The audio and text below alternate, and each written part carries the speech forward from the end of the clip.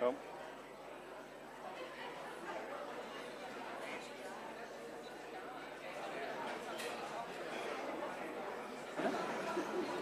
Was muss ich tun, um zu hören?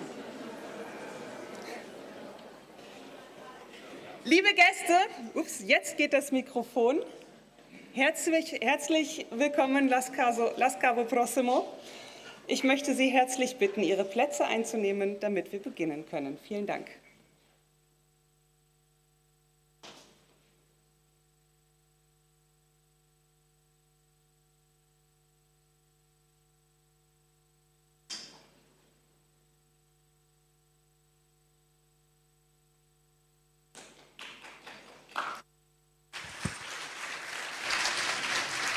Hallo. Добрий день. Wir freuen uns wirklich sehr, bei diesem wichtigen und großartigen Ereignis dabei zu sein. Viel Spaß mit Kalina.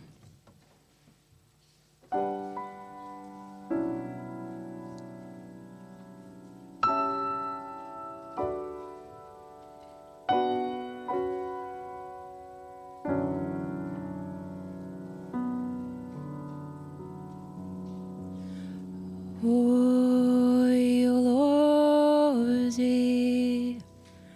червона калина похилилася, чогось наша славна Україна зажурилася.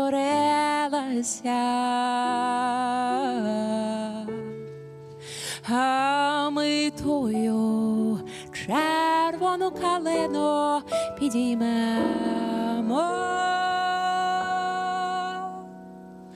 а ми нашу славну Україну розвеселимо, а ми тою червону калину підіймемо, а ми нашу славну Україну розвеселимо.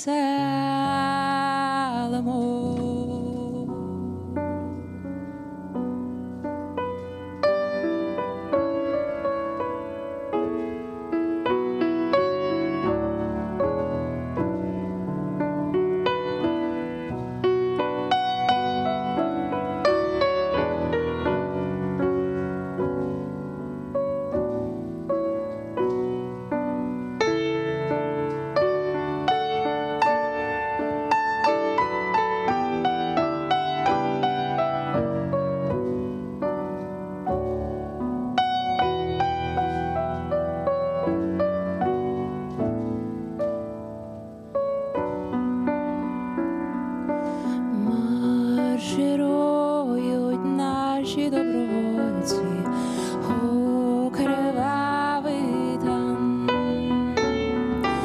визволяти браття українців з ворожих кайдан. А ми ці ворожі кайдани розірвемо, а ми нашу славну Україну розвеселимо, а ми нашу славну Україну розвеселимо, а ми нашу славну Україну розвеселимо.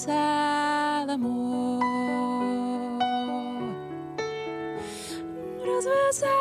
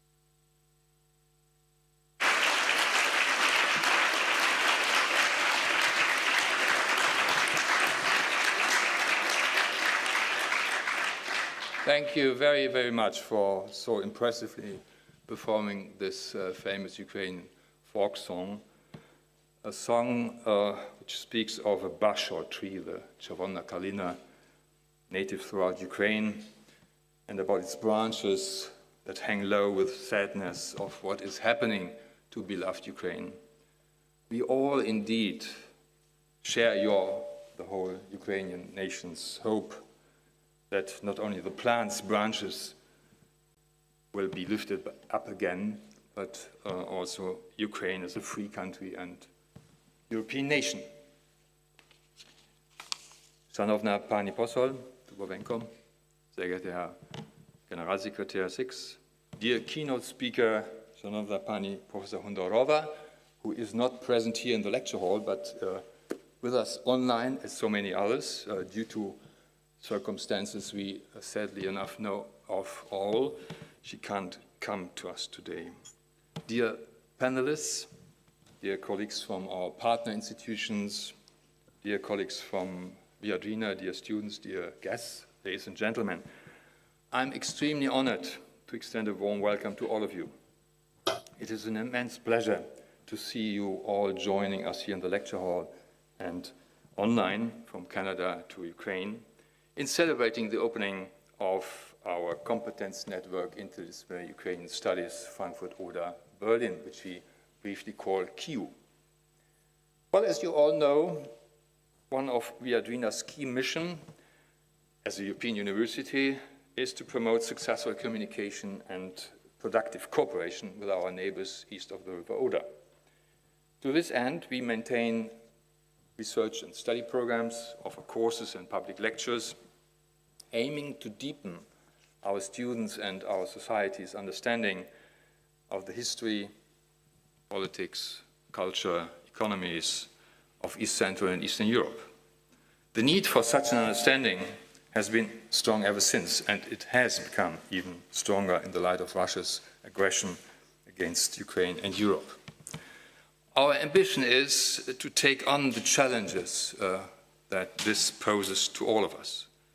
Thus, we are intensifying our efforts, expanding our offers and improving our performance to become one of the very places which immediately comes to mind when one thinks of where to study East Central and Eastern Europe, where to engage in law, economics, cultural, social and digital studies, with particular attention to the region, its entangled history, multifaceted character, complicated structure and global impacts, and where, in particular, to pursue Ukrainian studies.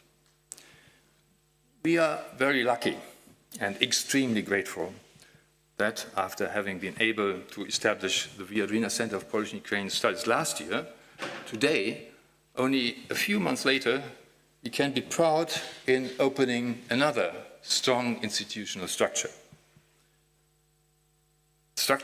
aiming at promoting Ukrainian studies in Germany and beyond. That this is possible, we owe first of all to the initiative of the German Academic Exchange Service and its Secretary General Kai Six, who successfully convinced the Foreign Office that it would make great sense to give free some money which was until then blocked in the budget of the DAAD. And it would make sense to invest this into Ukrainian studies. And so we were able and very lucky to apply for substantial additional funding in an open competition in order to establish our KIU. This application, and more so its success, however, would not have been possible if not so many brilliant colleagues would have engaged in this effort. So let me take the opportunity to extend my sincere thanks to all of you, to my colleagues from Viadrina, to our colleagues from our 5 Berlin consortium partners, and to our colleagues at more than 40 international partner institutions who all strengthen KIU by closely collaborating with us. You all made this happen. Thank you very much. But now, after having established KIU, of course, you all are also expected to deliver, to make KIU a success, not only contribute decisively to Ukrainian studies, but I would dare say even put these studies, raise these studies to another level, a new level. To my great pleasure, you, colleagues in KIU, are very much supported by a competent coordinator, Susann Worschech, to whom I would also like to express my sincere thanks at this point. The fact that KIU was able to get off the ground so quickly was very much due to her unwavering efforts. Thank you very much.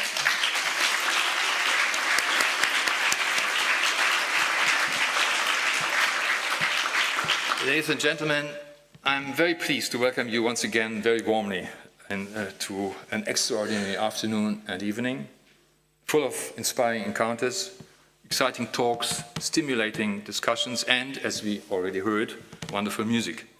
So enjoy this opening ceremony, and, if you allow me to close with a wish KIU success and impact. And now, dear Councillor, Szanowna Pani Poseł, I would like to invite you to deliver your greeting words. Thank you.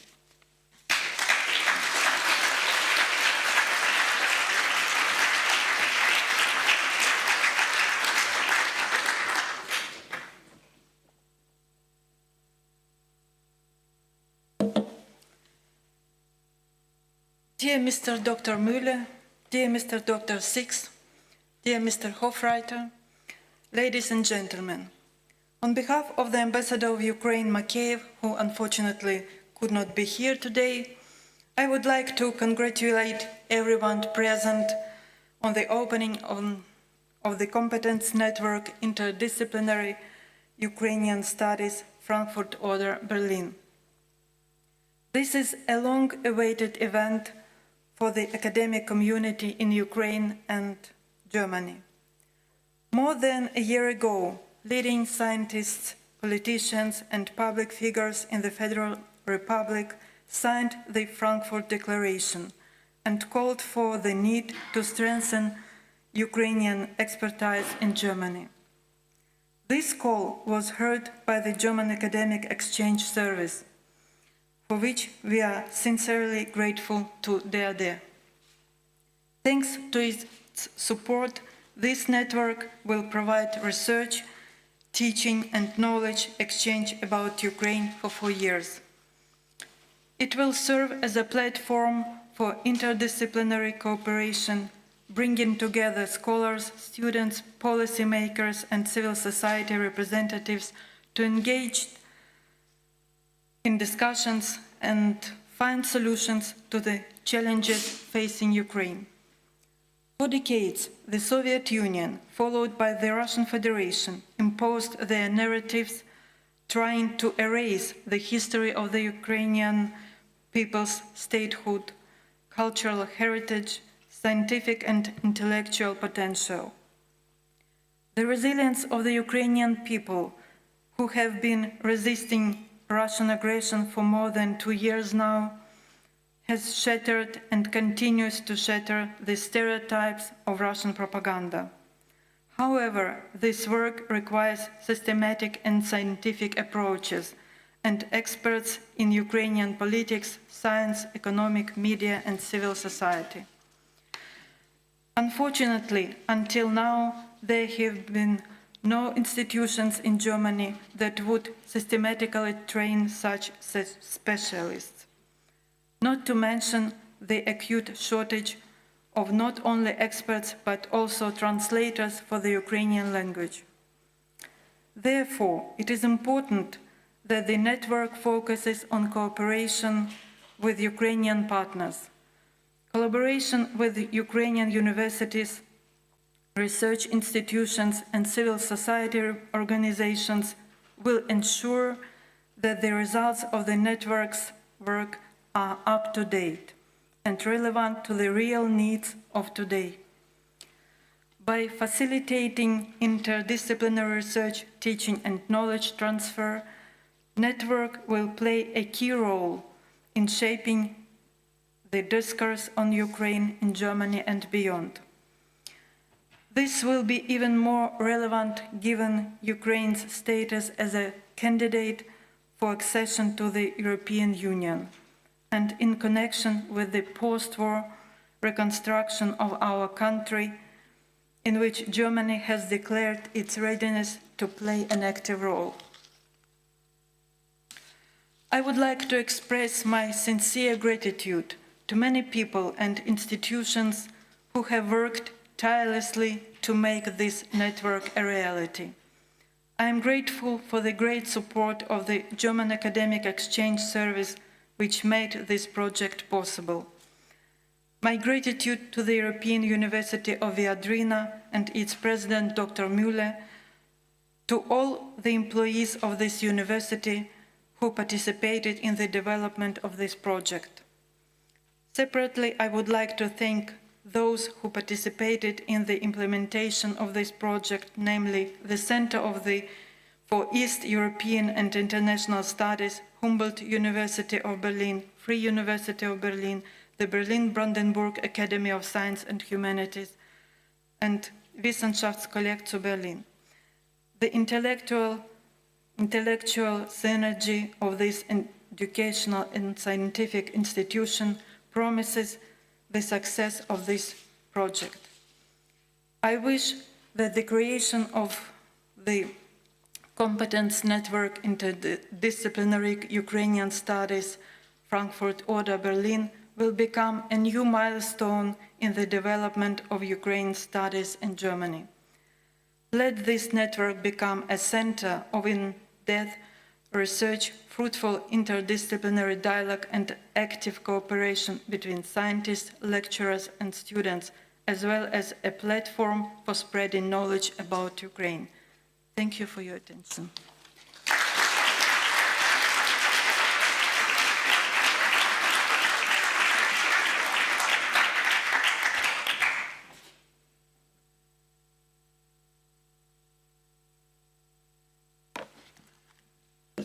Thank you, dear Professor Mühle, dear Counsellor Dubovenko, dear Dr. Hofreiter, dear Professor Hundorova, online, esteemed panelists, and dear guests and ladies and gentlemen. Jaroslav Rydzak, the renowned Ukrainian historian and longtime Ukrainian speaker of the German Ukrainian Historical Commission, once, several years ago, compared the role of a historian of Ukraine to the protagonist of the Beatles' song Nowhere Man, sitting in his nowhere land and making all his nowhere plans for nobody. His or her voice, so claimed Rydzak, was almost inaudible. I think this definitely changed in February 2022. Today, only very few would call Ukraine a nowhere land. And I assume that all of us here are very dedicated to a swift recovery and long-term reconstruction of Ukraine, which should be anything but a nowhere plan. The fact how unpreparedly we were caught by Russia's full-scale invasion to Ukraine should be evidence enough that we need more and a more nuanced expertise on and a fresh look at Eastern Europe. We need to erase our often simplified and wrong perception of this supposedly single unified Eastern Bloc dominated by Russia. And instead, we need to recognize the region in its full cultural, historical, and political diversity, and this is particularly true when it comes to Ukraine. In order to multiply and amplify the voices of scholars of Ukrainian history, culture, law, and society, at DAAD we have established this new program which funds now 2 centers of Ukrainian studies in Germany. And I'm more than happy to participate today in this opening of this one center here. There's another one at the University of Regensburg, but here we celebrate the Competence Network Interdisciplinary Ukrainian Studies, Frankfurt, Oder, Berlin, short, KIU. And dear members and scholars of KIU, in your application you have impressively demonstrated that at Viadrina University you can already build on a considerable academic expertise in Ukraine, and expertise which is, as I just said, currently still lacking on a broad scale in Germany. Your university holds the first and only chair of the entangled history of Ukraine in Germany, and additionally, Viadrina has had a long track record of cooperation with Ukrainian institutions and also of training Ukrainian students, and sometimes or even often supported with DAAD grants. These are some of the many reasons why KIU was selected as one of the 2 successful applicants from overall 6 very strong applications to this program. My heartfelt congratulations to all of you. Under the umbrella of the newly created KIU, you as scholars at Viadrina, as well as at your partner institutions in Berlin, but also in Ukraine, will be able to expand your current research on Ukraine, but you will also be able to pass on your knowledge to early career researchers, to graduates, but also to the general public from Germany and Ukraine, including the acquisition of Ukrainian language skills.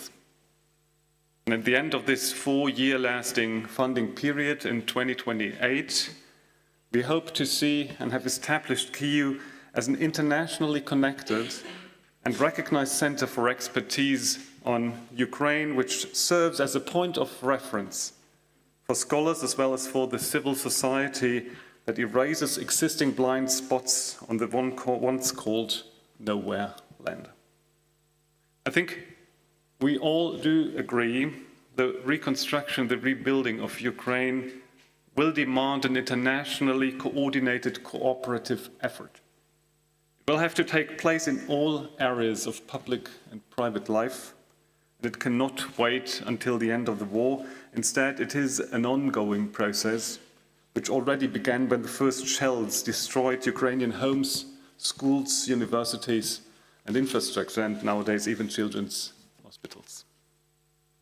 At DAAD, we see our role in investing in education, in creating networks between higher education institutions, and in educating and training the specialists that will be needed in this reconstruction process. By doing so, we also try to contribute to preparing Ukraine for its accession to the European Union, which then will also include its further integration into the European higher education area. Let me bring you some concrete examples about the engagement of DAAD over the past 2 years. Immediately after the full-scale invasion, we began to implement programs which enable Ukrainian students to continue their education without interruption. In the program Ukraine Digital, for example, we brought together German universities, more than 70 German universities were engaged here, with Ukrainian partner institutions to provide joint online courses, education programs for Ukrainian students who can no longer attend their courses on site. Students who found refuge in Germany are supported by scholarships in our program Future for Ukraine, a program that also includes extracurricular training activities to prepare them for their return and participation in the process of the recovery. Overall, we were able to reach about 50,000 Ukrainian students over the past 2 years with the programs that we funded and that the universities in Germany were carrying out. In order to be able to strengthen and further sustain academic exchange between Ukraine and Germany in the long run, we have recently submitted a proposal for the establishment of a so-called German-Ukrainian University Network to the Federal Ministry of Education and Research in Germany. Some of you know about that. A network that should be designed flexible to the needs of Ukrainian institutions at any given time, including activities like research and study exchanges, the training of university administrators, the implementation of double degree programs between German and Ukrainian universities, or of study programs with a specific relevance to reconstruction needs. I believe this network could be an important addition to the research and communication activities that our centers, and KIU in particular, will be conducting over the next 4 years. And especially looking at our Ukrainian guests today, online and here in the room, I would like to emphasize again the support of Ukraine will remain of highest importance for us at the DAAD. We aim to contribute to rebuilding your strong and beautiful country, for example, through the development and exchange of expertise for Ukraine, in Ukraine and with Ukraine. In these endeavors, the KIU here at Viadrina University will play a vital role, and I wish you all a good start, and I'm now curious to hear about your accomplishments in the nearby future. Thank you very much.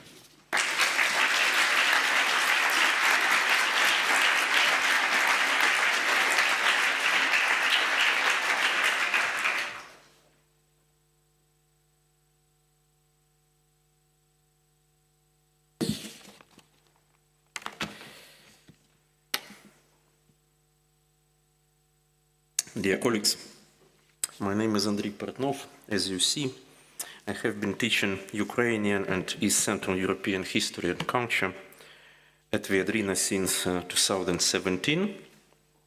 Not so long ago, as our president just mentioned, on the last day of November last year, on this very stage, my colleague, Dagmara Yeshniak-Vast, and I accepted congratulations on the occasion of the inauguration of our Viadrina Center of Polish and Ukrainian Studies. 6 months have passed and Viadrina is launching another project, the KIU. Actually, maybe here I should also mention a very fruitful and dynamic development of the Ukrainian language lectureship at our university. And I realized that not everyone can easily distinguish between the 2 or even 3 initiatives and easily understand the nature of their comprehensive entanglement. Now, that's important, comprehensive entanglement. But let's try our best and let the facts speak for themselves, as we've just heard, maybe not right now, but in 3-4 years. Today's ceremony is called Celebration for a reason. Nevertheless, I cannot help but mention what is happening in Ukraine right now. A few days ago, a Russian missile hit a children's hospital in Kyiv. Yesterday, a little boy who was one of the victims of that attack died. I hope I can say that everyone here in this room at least shares my sincere condolences to all the victims of Russia's war against Ukraine. Вечна им память. My task today is both modest and very honorable. Sometimes it is like that. I am honored to say a few words about a colleague who has kindly agreed to give the keynote address today. And this is a prominent figure in Ukrainian humanities, one of the most renowned scholars of Ukrainian literature and culture, Tamara Hundorova. Of course, believe me, I could have made a lecture, maybe an hour lecture, about her activities, but I should be very, very, very short and precise.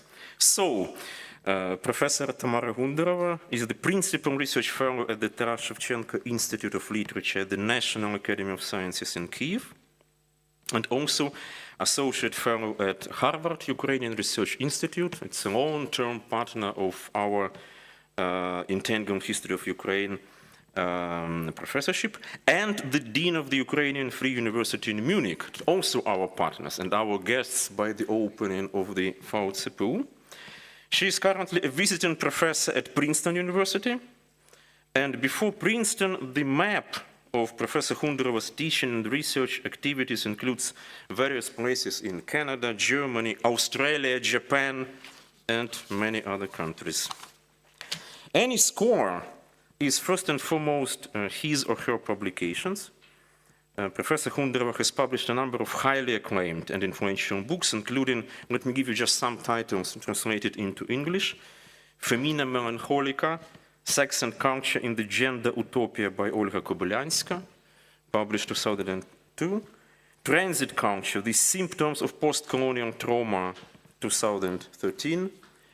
The Post-Chernobyl Library, The Ukrainian Postmodernism of the 90s, in 2019.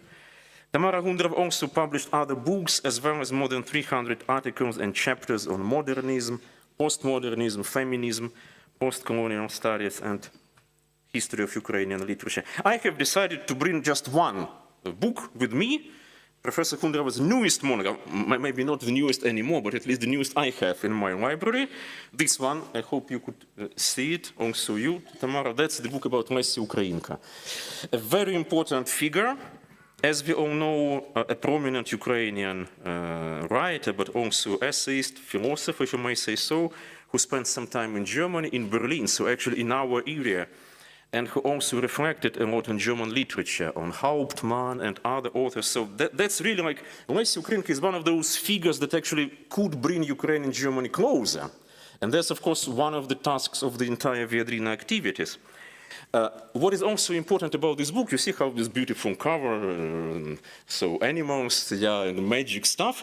But what is also important that it was published in exactly the same publishing house, this Vivat Factor Druk in Kharkiv, that was later on bombed by the Russian rockets, so it is destroyed now. It's not there anymore, and people died. But that's one of the books that's kind of an evidence that it existed. It was published during the ongoing full-scale invasion war. That's important to say. So it's 2023. I highly recommend it, of course. Yeah, highly recommend it. Yeah, no doubt about it. In preparation for today's event, I tried to remember, actually now maybe Tamara will correct me, when and under what circumstances I first met Tamara Hundorova in person. I think, could be wrong, it was in 2007, so many years ago. At that time, in Ukraine, in Kyiv, we were discussing an ambitious, but at the same time truly nationalistic text about Ivan Franko. A group of scholars, including myself, if I may call myself a scholar like so many years ago, were trying to prevent the awarding of a habilitation to a person who had explicitly politicized his research, thereby simplifying the historical and literary situation of the late 19th century. Tamara's voice in this debate was of particular importance. It was a principled, honest, and at the same time academically correct text, the main message of which was that high academic titles are about high academic standards. And that's true also for Viadrina, of course. About a critical attitude towards simplifications of any kind, about the creative use of the latest theoretical developments of the international humanities, and about openness to criticism and creative skepticism.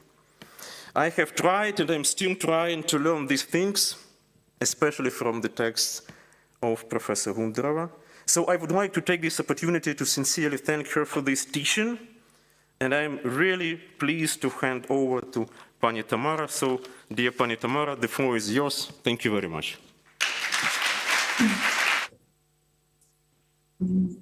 Thank you so much, Dr. Portnov, for your kind introduction and for reminding me about the past story about our meeting as well. It's a great pleasure for me to be with you today, even virtually, and to participate in the launching of the Competence Network Interdisciplinary Ukrainian Studies. It is really a great pleasure and honor to me to be part of this ceremony. On February 22, 2024, two research fellows of the Shevchenko Institute of Literature in Kyiv rushed to Hrushevsky 4 instead of packing their emergency disaster kits. They spent several nights and days transporting books from the personal library of a known Ukrainian writer, Ivan Franko. His library is housed at the Institute, to the archival storage in the basement. For me personally, this fact acquires a special meaning. It symbolizes that the Russian full-scale war against Ukraine is also a war for our symbolic national archive. For the archives is not only a building, a repository, a collection, a shelter for documents. It is also a symbolic place, a holy heritage of national history and culture. It contains documents and narratives, as well as rules that determine how a culture selects, orders, and preserves the past. It also preserves the existence of a nation, as the archival effect serves as a means of bringing and incorporating the past into the present. According to the philosopher, the archive is at once the commencement and the commandment. There, we said, and in this place. And this there, and this place appears today under the threat of annihilation. The fate of real archives in the occupied territory, in Chernihiv, Mykolaiv, Kyiv, Donbass, and Crimea, is eloquent confirmation of this. Bucha, Irpin, Borodyanka, Vasilkiv, Ivankiv, in each of these places, not only people, but also libraries, archives, museums, becomes object of destruction. For example, according to the report of the Erelson Archives, an international center for the study of Nazi persecution, the Russians took millions of documents from the Kherson archives after the occupation. This is a cruel fact of erasing Ukrainian history and memory. Today we witness, and I'm happy to participate, in the ceremony of opening a prestigious new project, Competence Network, Interdisciplinary Ukrainian Studies, Frankfurt, Oder, and Berlin, KIU, at European University of Viadrina, that aims to build and disseminate knowledge about Ukraine in Germany. It is also has the goal of coordinating the efforts of German scholars and professors in the development of network solidarity and cooperation with endangered scholars in Ukraine. I'm certain that this program symbolizes the beginning of a new stage in the development of Ukrainian studies in Germany and in Central and Eastern Europe in general. The new educational and academic project continues the long tradition of Ukrainian studies in Germany.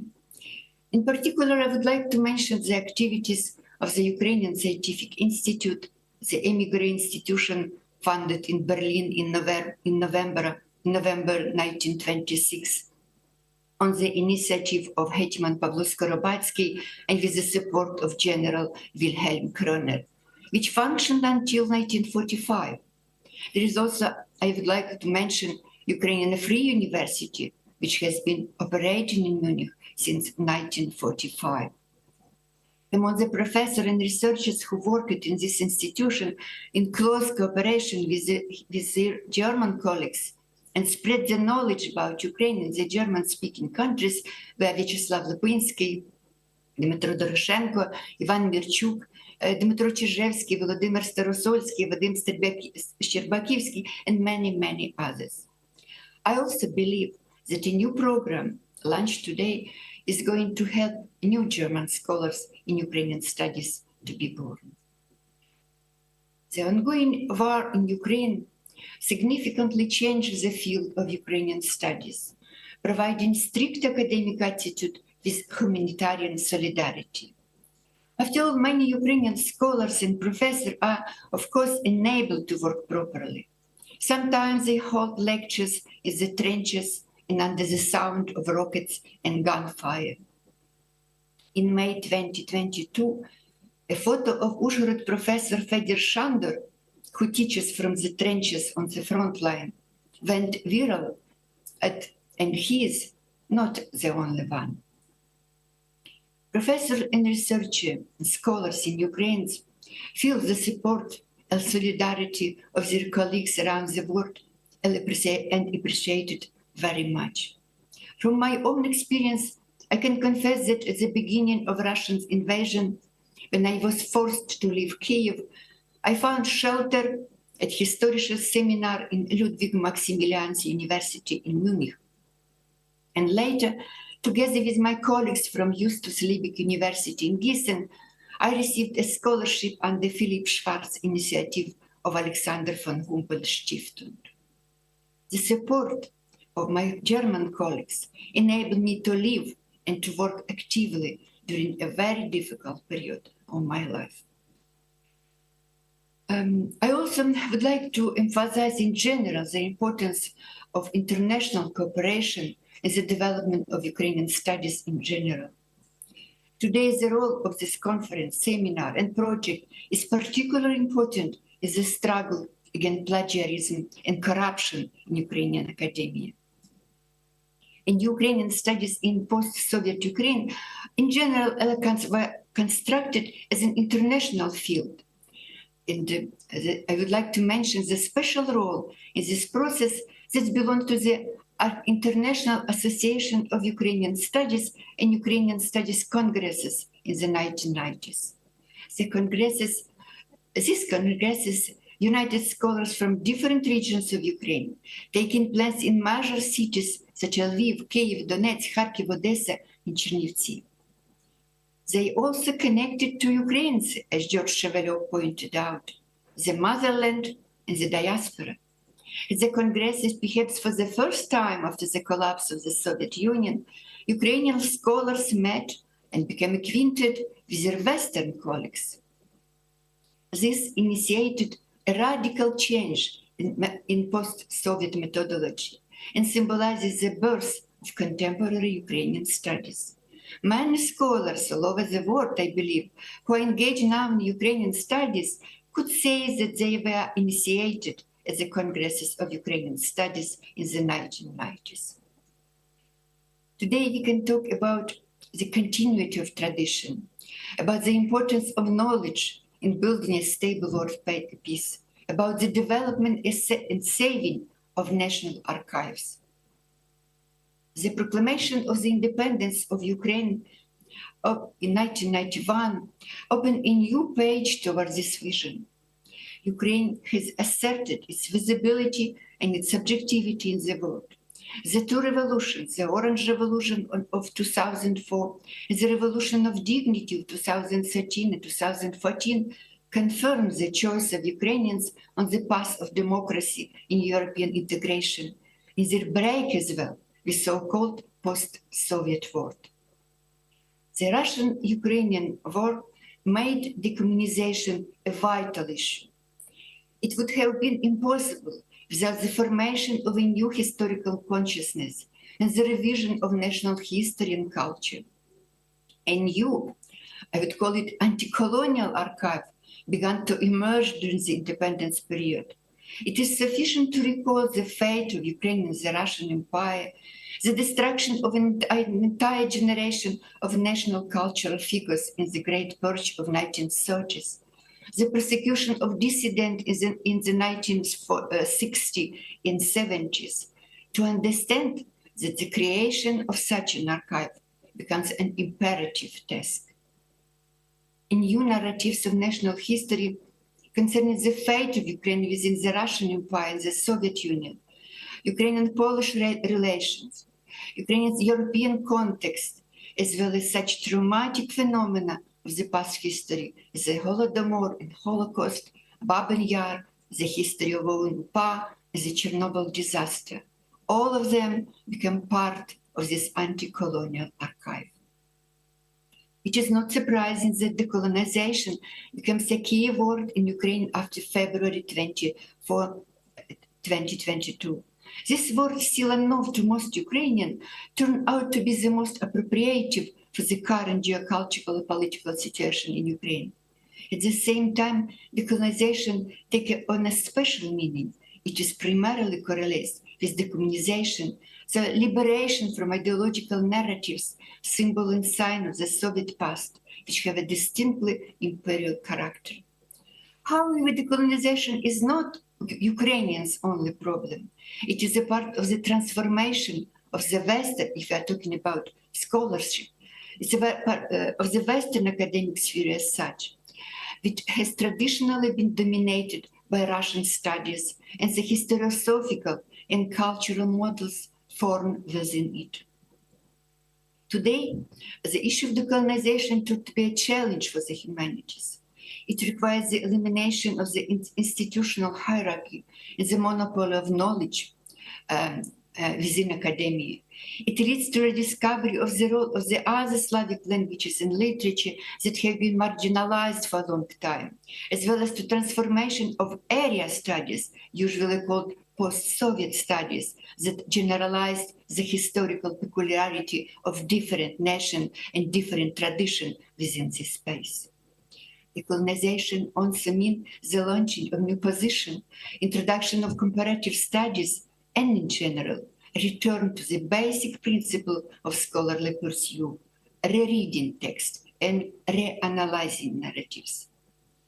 The question of epistemological justice takes on a special significance here, as it becomes clear that the production and functioning of knowledge depends on the distribution of power. Ukrainian studies, I believe, in general, reveal the danger of post-imperial discourse in contemporary humanities. Post-imperial authors carry their past as scars of humiliating wounds, as incitement of different actions, as presumably revised vision of the past that gravitate toward a post-colonial future, as experiences that are made available for reinterpretation and deployment as needed. This is Eduard said words. And culture play an important role in this process. Over the 33 years of independence of Ukraine, a new cultural field has been formed, and new literature has been created. In the names of Oksana Zabushko, Yuriy Andruchovich, Serhiy Zhadan has become known around the world. The war in Ukraine appears as a new challenge, providing an impetus to the development of literature and culture. Literature is becoming a mean of cultural resistance, a form of cultural memory, an instrument of cultural diplomacy. Culture also had a collective therapeutic function.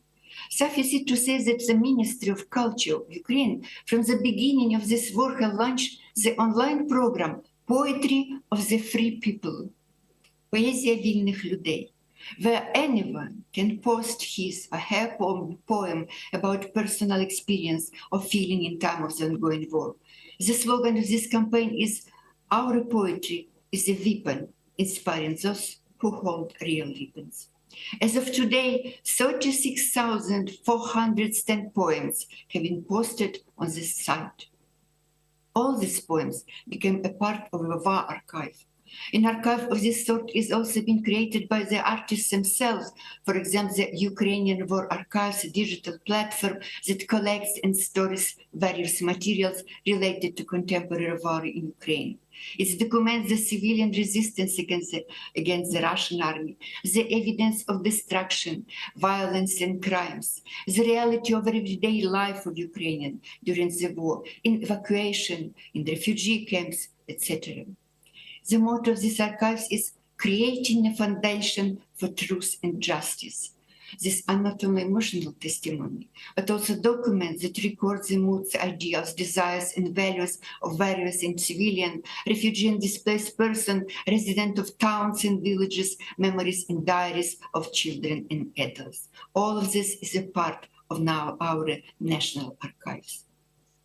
I would like to conclude my talk by recalling once again the importance of National Archive and the responsibility we bear toward it. Cremating the symbolic National Archives means not only opening existing repository, but also constructing the nation itself and its history. New times brings new challenges. And today, one of the most urgent is a question that the Ukrainian-American historian Serhiy Plokhy formulated as follows: how did it happen that a full-scale war broke out in the center of Europe in the 21st century? This is a question that politicians, scholars, and activists around the world are trying to answer. This question concerns not only the Russian-Ukrainian war, but also the global threats that the war in Ukraine has exposed, the danger of the spread of totalitarian regimes, new imperialism and neocolonialism, climate and environmental disaster, nuclear threats, and military conflicts. Protecting knowledge, saving the document, creating new narratives, all this is important for national archives. Ukrainian studies, I believe, too, is also a very significant part of these archives. And to this end, I believe that the program we are launching today will make a significant contribution to it. many success to the Competence Network, Interdisciplinary Ukrainian Studies, Frankfurt, Oder, and Berlin, KIU. Slava Ukraini!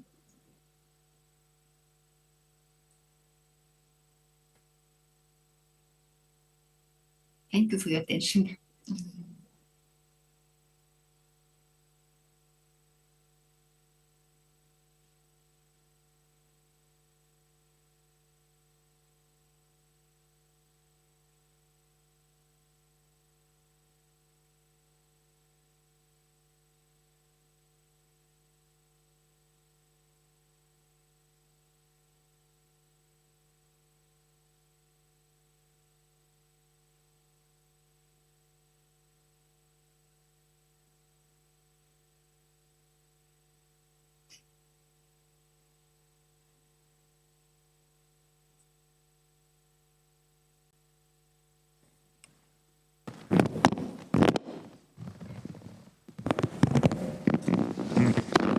Seems they are all switched on.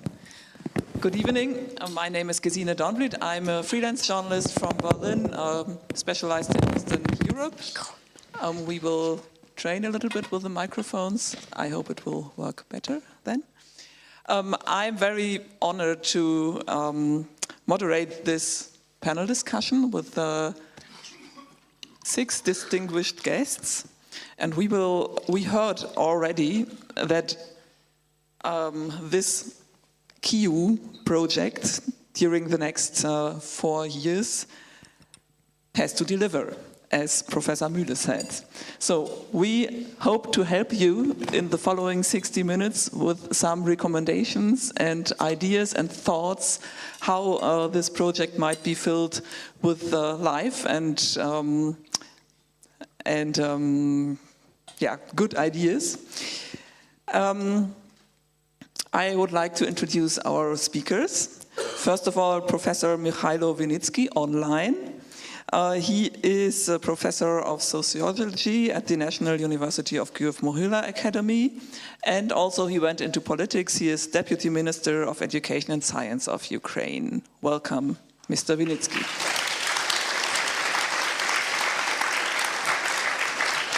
Also online, Professor Dominique Arel from Canada. He is the chair of Ukrainian Studies at the University of Ottawa. Welcome. Good evening or good morning. Here on the stage we have Dr. Anton Hofreiter, Member of Parliament of Bundestag, and he is chairman of the Committee on European Affairs in the Bundestag. And as we are in an academic world here, I would like to inform you that you hold the public inform you that Mr. Hofreiter holds a PhD in biology.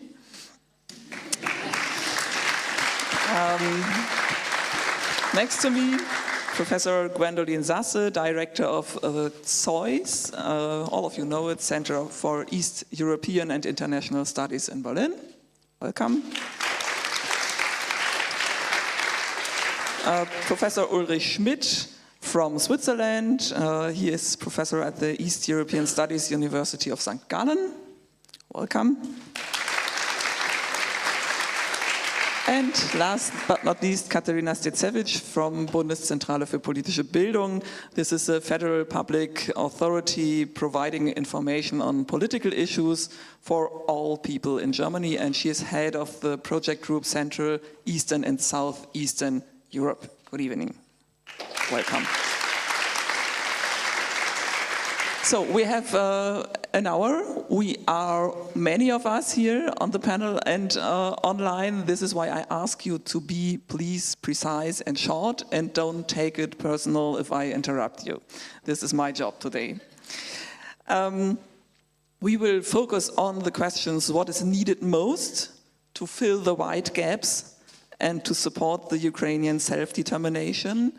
How should this project and Competence Network Ukrainian Studies be filled with life?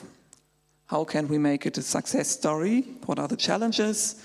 And how can the academic world bring their knowledge to the public? But at first, I want to give the floor to Mr. Winnicki, and I would like to ask you, can you tell us a bit about the situation of research and teaching now in Ukraine itself, as we all know there is war.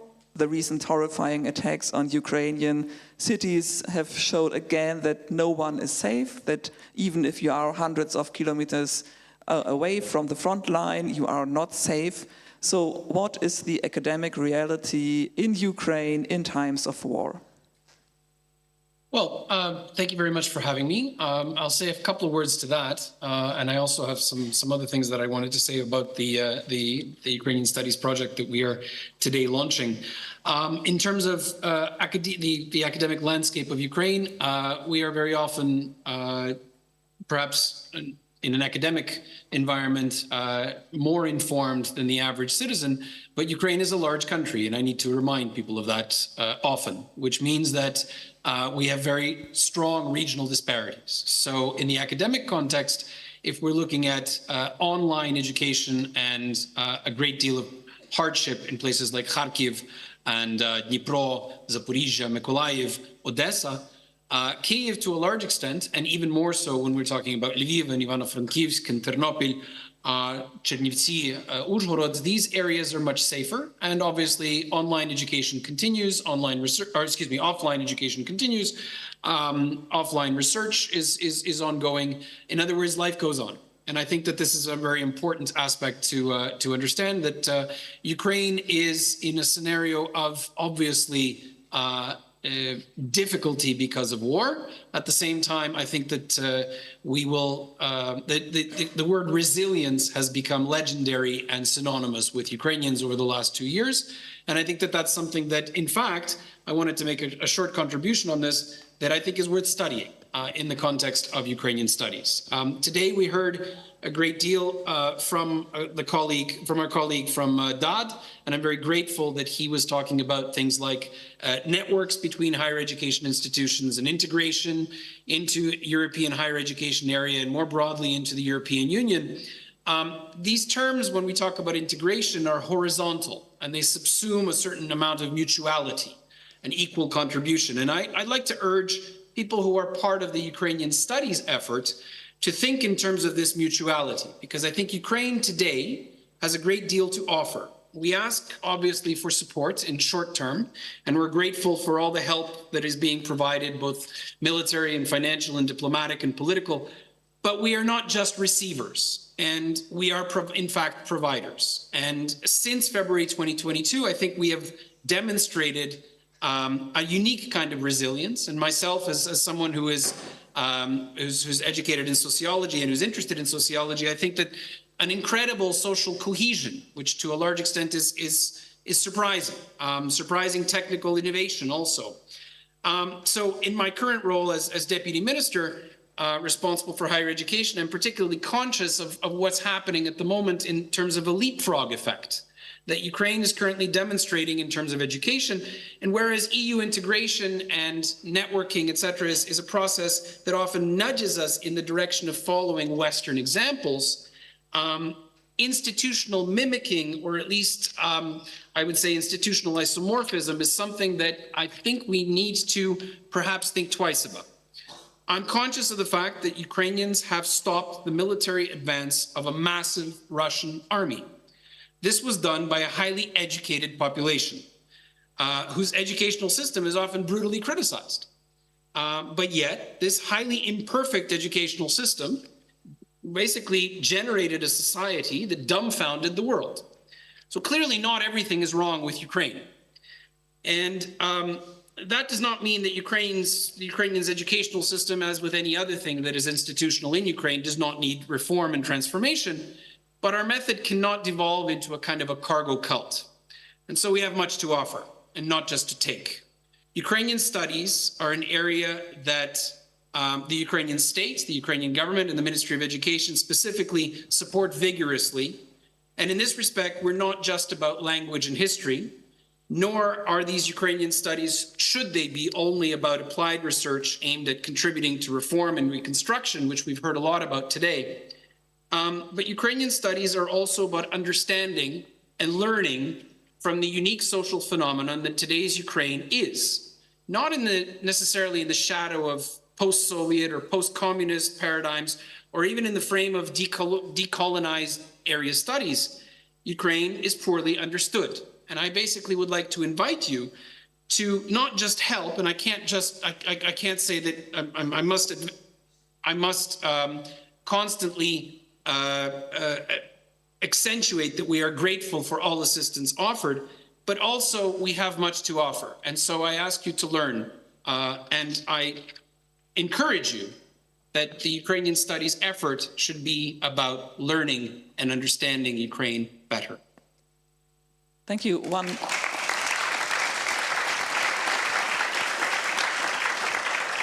additional question to you in your capacity as a deputy minister.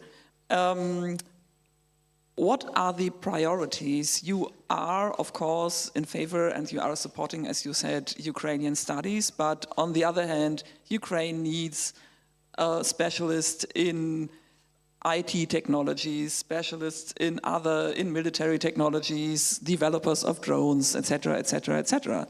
So how can you convince people to, or what capacities are there? What are the priorities for Ukrainian studies compared to those practical things that are needed during wartime?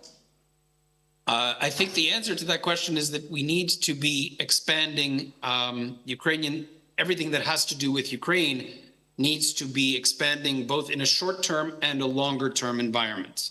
When we talk about Ukrainian studies and the offer that Ukraine can have to the world in terms of understanding new social realities, new social structures, something that in my writings I've called heterarchy, meaning not hierarchy and not networks, but something in between, which I think is a very good way of understanding Ukrainians today. These are questions that require a bit of a longer term and will bring fruit in a longer term perspective. In the short term, we have a war to win. And that means engineering, that means military assistance. It also means banal, perhaps, as it may sound, but energy generators, energy provision, because it's going to be a very difficult winter. And even if it should happen that peace should break out tomorrow, it's still going to be a difficult winter. So balancing these things between the short term and the long term. I think that when we're talking about Ukrainian studies, we're talking about developing and understanding this area of the world and what it has to offer in a longer term perspective. When we're talking about aid to Ukraine, it's a much more short time horizon. And of course, the technical assistance that is being provided is very much appreciated. Okay, thank you. Now let's turn to the question, what is expected? What would you recommend? What do you think are important topics to be studied, researched, and taught? And I would like to give the microphone to Mr. Arel in Canada, because you are, I would call you a pioneer, maybe, of Ukrainian studies. You have been studying Ukrainian language and sociology for quite a long time. What is your experience? What were your mistakes also, if there were some? And what would you say, where should be the focus during the next few years? Well, thank you. Thank you for the invitation. I wish I could be in person with you, but I was in person not too long ago, like 10 days ago at the inaugural convention of Ruta, this new association that took place in Zakarpattia. And that was quite a moving moment, I have to say. And in the spirit of what Mikhailu just said about having to learn, we're learning a great deal from Ukrainians and what resilience means in practice. The most touching and inspiring moments, I would say moments, because it happened not just in one panel, was the experience of scholars who are actually at the front lines, who volunteer literally to be in the army or to be in medical battalions. And that included scholars that we hosted at our annual conference at the University of Ottawa, the Danilov Seminar. This is just extraordinary. I never thought, of course, we never thought there'd be a full-scale invasion. Nobody did. But that in my lifetime, I would actually meet scholars from my milieu, basically, or academic milieu, who are not only experiencing but volunteering their time and risking their lives for Ukraine, but also for us. But that's probably for later in the conversation, and the transfer of knowledge or the outreach part, the meaning of Ukraine. But to the meaning of Ukraine for all of us, the importance. But to the point about Ukrainian studies, let me first say this extraordinary initiative, from the point of view of research itself, of the experience of students, what impressed me the most in looking at the statement here of KIU is the fact that there will be scholarships for 9 doctoral students. So that's extraordinary. That never happened outside of Ukraine in Ukrainian studies, not even at Harvard or Edmonton, let alone. Well, I have at the moment 5 doctoral students. But 9 funded. That's. I had personally the privilege some time ago when I was a graduate student to be part of something like that, but not on Ukrainian studies. There was still Soviet studies back then, early 1990s. And to have the experience of basically not only being provided all resources, but to be part of a peer group. It's one thing to network, it's so important, go to conferences, and then like Ruta last week, but to be provided with this multi-year experience, having a critical mass of students, to boot, covering not primarily politics or not primarily history, but both, and I would include sociology, although in Europe, the boundary between politics and political science and sociology is not what it is in America, is remarkable. So I see from my vantage point, having been around for some time in Ukrainian studies, that there are mini clusters that are formed in Britain. You know, UC University College London, there's the Cambridge University program. In France, there are initiatives now. Yulia Shukan has been hired at the École des Hautes Études en Sciences Sociales, will be able to supervise graduate students, doctoral students. Manchester, under Olga Onuch, in the past several years, we've seen a lot of proposals coming from doctoral students, so there was kind of a mini cluster. But here, Germany is kind of leading the way to give the example, perhaps, or the inspiring other initiatives that would allow, again, doctoral students to be part of a small community here while they're studying and while they're researching. So I think that is quite remarkable, really, quite historic for Ukrainian studies.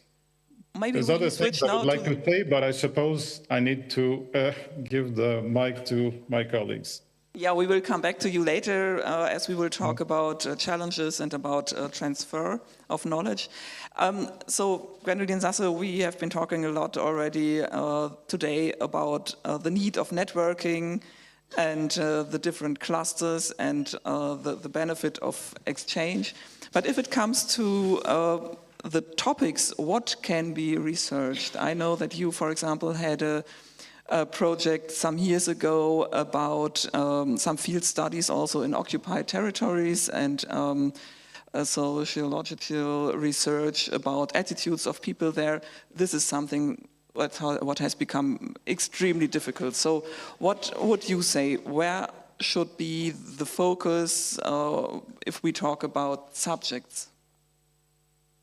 Thank you and no thank you. This is an impossible question. There's so many questions that need to be researched, and maybe linking it to what has been said before, I think what is most needed is good and sustained research. As a social scientist, I would say empirical research on what is happening, and that connects back to our keynote about the archive. And also, in a way, I think all scholars working on aspects of this war are contributing to an important new archive. And so that kind of research requires, and I think that's where I see the potential strengths yet now of KIU, it needs institutions, it needs structures to support, to facilitate that research. And I can tell you in a moment what I personally think are important issues that I think in my field I can research, but there are many others. But I think the important element is that things need to be institutionalized. You need to invest in research and people. We've just heard it also in the next generation of researchers. And part of it also, and I think that's why it's necessary to have different institutions and individuals involved, both here in Berlin, but of course most importantly in Ukraine, also strengthen those networks, because only then will research be more connected, the transfer of knowledge will be possible, and also we research on a more equal footing. And I think an important element too would be that I think there could be Ukrainian studies in a somewhat narrower sense, and there could be the study of Ukraine in a very broad sense. And I think both is important, because also what do you mean by that? Well, the number of issues, I'm coming to your question, so that if you're looking at Ukraine at this moment in time, there's so many issues that also need research that are not per se related now to Ukrainian history or Ukrainian language. You will need research on environmental issues, on energy issues, on infrastructure, on a whole load of other things. So it also is part of our task, those of us who have studied the country, the society, to build that bridge and to make sure that all of that is part of it too. And maybe that is actually then the most important research that is being done.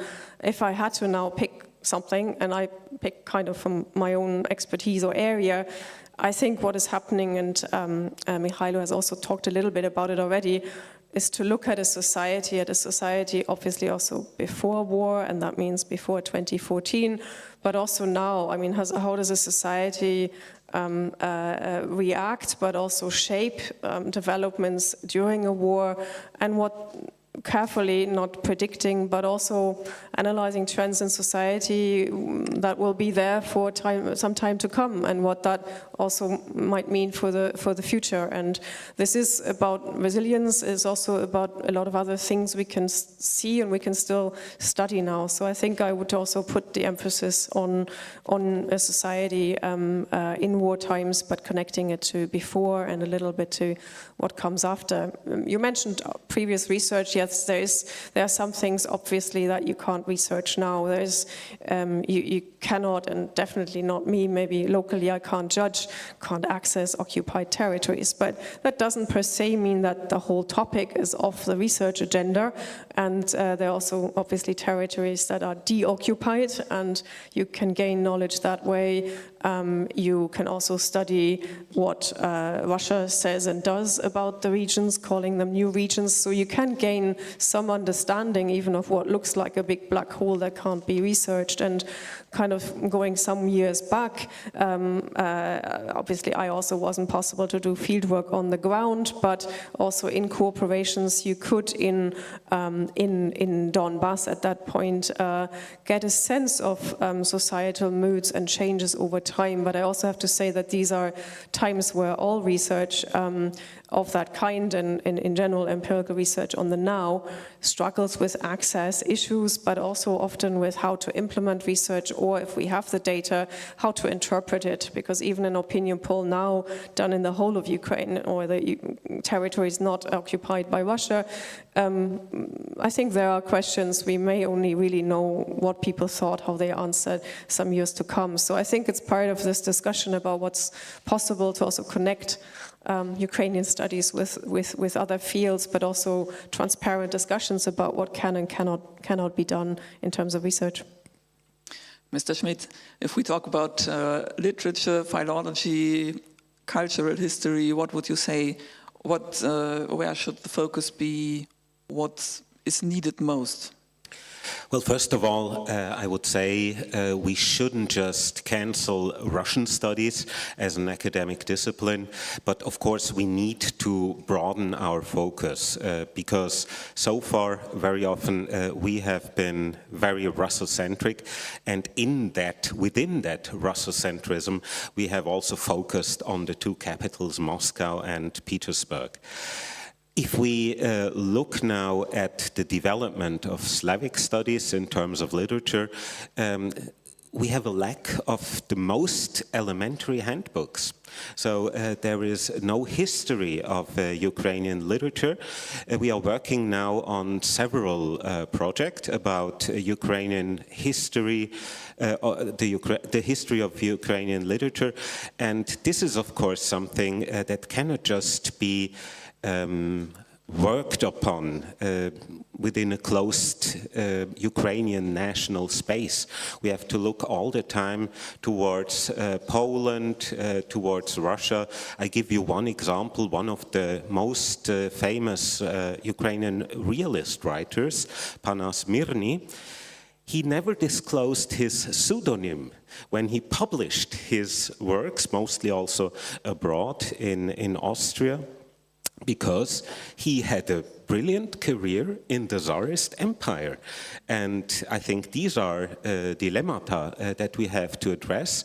And so I think we cannot just, try to redefine a new Ukrainian national canon of literature, but we have to look at cultural production within different political systems, and we also have to look at literary debates as political debates, because here I think the Ukrainian intellectual history can very well be likened to the Polish intellectual history. In the absence of statehood, literature really becomes a very important forum for political debates.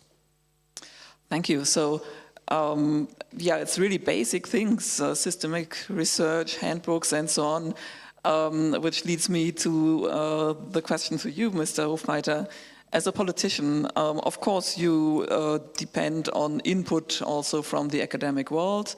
If it comes to Ukraine, what would you need? I think one thing our society really needs to understand, and what led us to several mistakes, is that we confused Soviet Union with Russia.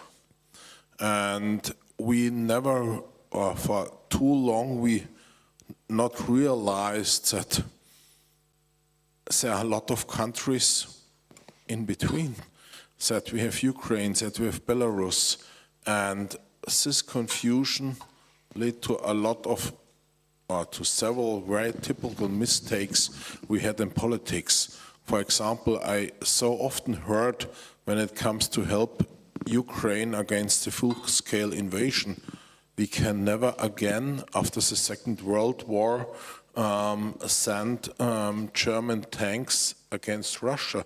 And people even don't realize that many of the crimes Germany has done happened on Ukrainian and Belarusian soil, also in other areas of the then Soviet Union. I think that's one of the things we have to understand and realize.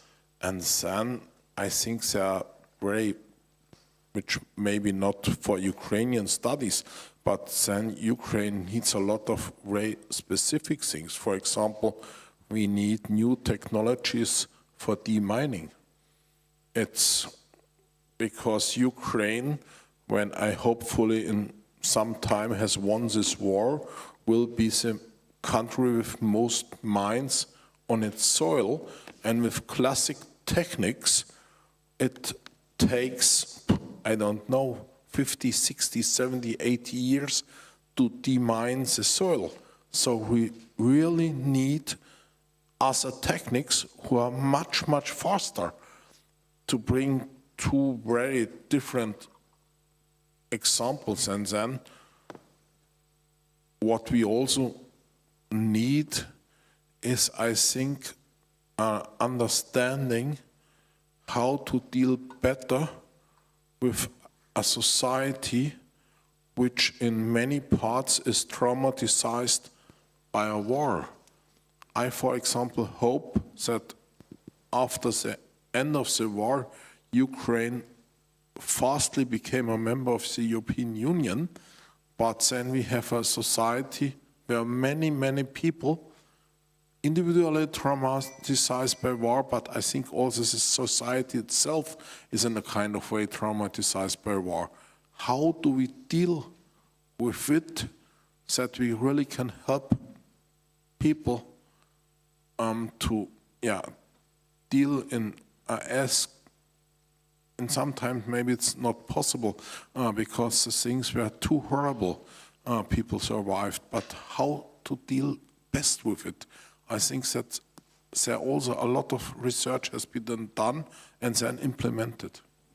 Thank you. Yeah, indeed, these are very, very important tasks in the future. And if it comes to Ukraine and the European Union, I guess there's also need in knowledge within the European Union and concerning reforms also in European Union, that it would be ready to accept and to take Ukraine as a member. The European Union has to reform in some aspects, but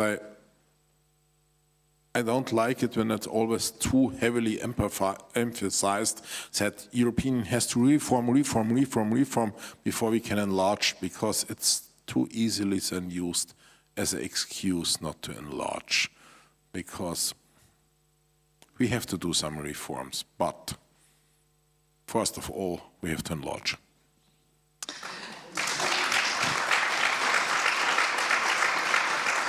If we come back to Ukrainian studies, Katerina Stecevich, you are providing knowledge to the non-academic public in Germany.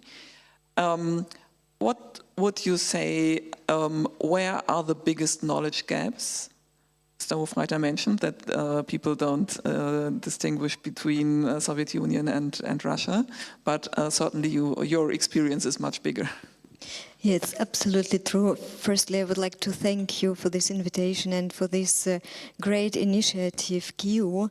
And I would like to say that I hope if we talk about the future of this project, that this would be not a project but a sustainable institution in the future, and not only in the context of Ukrainian or Polish studies, but in the context of the European studies in Germany, or maybe in Europe. Well, and back to your question about the providing knowledge to the non-academic audience. Well, I don't really know where to start, and it is a big challenge for us. And as a Federal Agency for Civic Education, we provide really knowledge for very different target groups, for very different people. And sometimes we have a very open-minded audience, sometimes we have very different questions about the language. And so what we are experiencing is a lot of narratives of the Russian propaganda we are dealing with and fighting. It's a big challenge for us to tackle these narratives of the Russian propaganda about Ukraine, about the Ukrainian studies, about the Ukrainian state, and so on. It's one of the challenges. I think I'm already in the second part. But I would also like to say that we need scientific research. We need reliable scientific research and reliable scientific actors in order to promote knowledge and to provide knowledge for the brighter audience. And we learn a lot from Ukraine, I think, already since some time. But I think also that it's a double-sided process, and Ukraine should also learn and be aware of this dialogue and of exchange. It is what we experience in the BPB.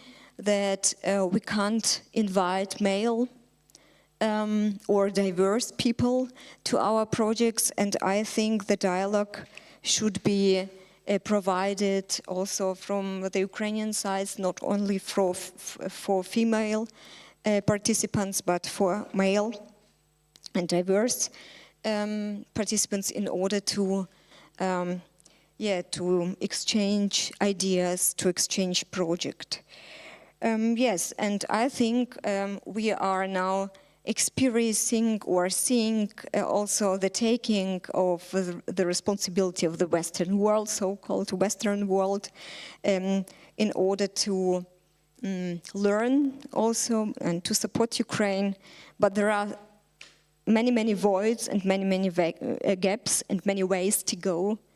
And I think I would also maybe say what Gwendolyn Sasse also was talking about, that the amount of topics and the amount of questions we have is very huge, and the need for the answers is also very huge.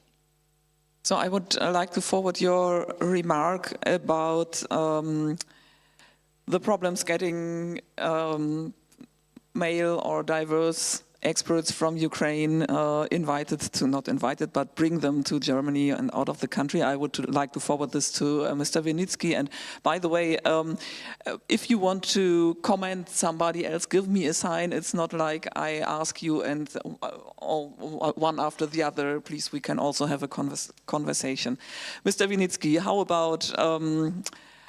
how about travel possibilities for experts? Is there any chance that things will get easier? Well, let's call a spade, and let's say things very accurately. Travel for academics for short-term visits to European universities is not a problem. Anyone that is employed by a Ukrainian university or students that are engaged in academic mobility from Ukrainian universities who are male have bachelor students have no problem. Academics have to receive special permission to do that, but that permission is almost automatic. The issue is when it comes to master students. The issue is also when it comes to PhD students, and this, of course, is a very I guess, sensitive topic, but on the other hand,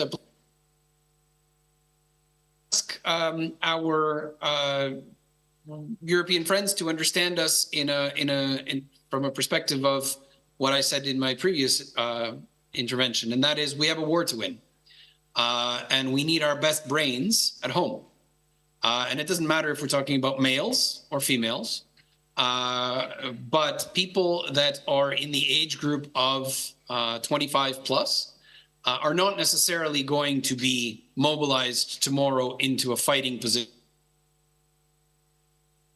And we do need to encourage our Ukrainian institutions to develop so that they are equal partners to our European friends when this war is in fact won and we come to some sort of a more peaceful arrangement where people can travel.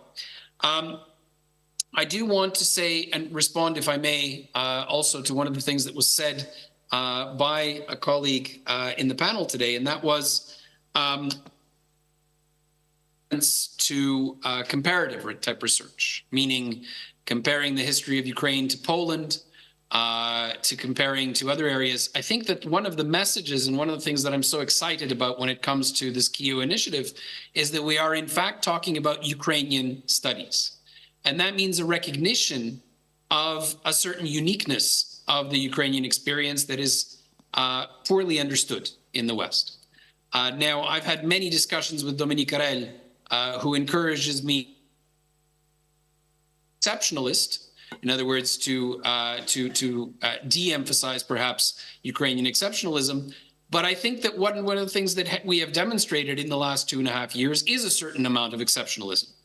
And this has to do, obviously, with things that I was talking about before when it comes to social structures, volunteering, resilience, resistance, but also a history that is not necessarily understood through a comparative lens, but in fact through understanding it deeply.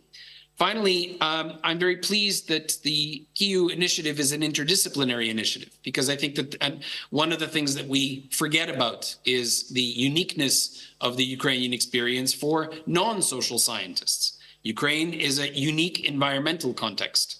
I welcome our colleague Serhiy Plokhy for his latest book on Chernobyl, but we also have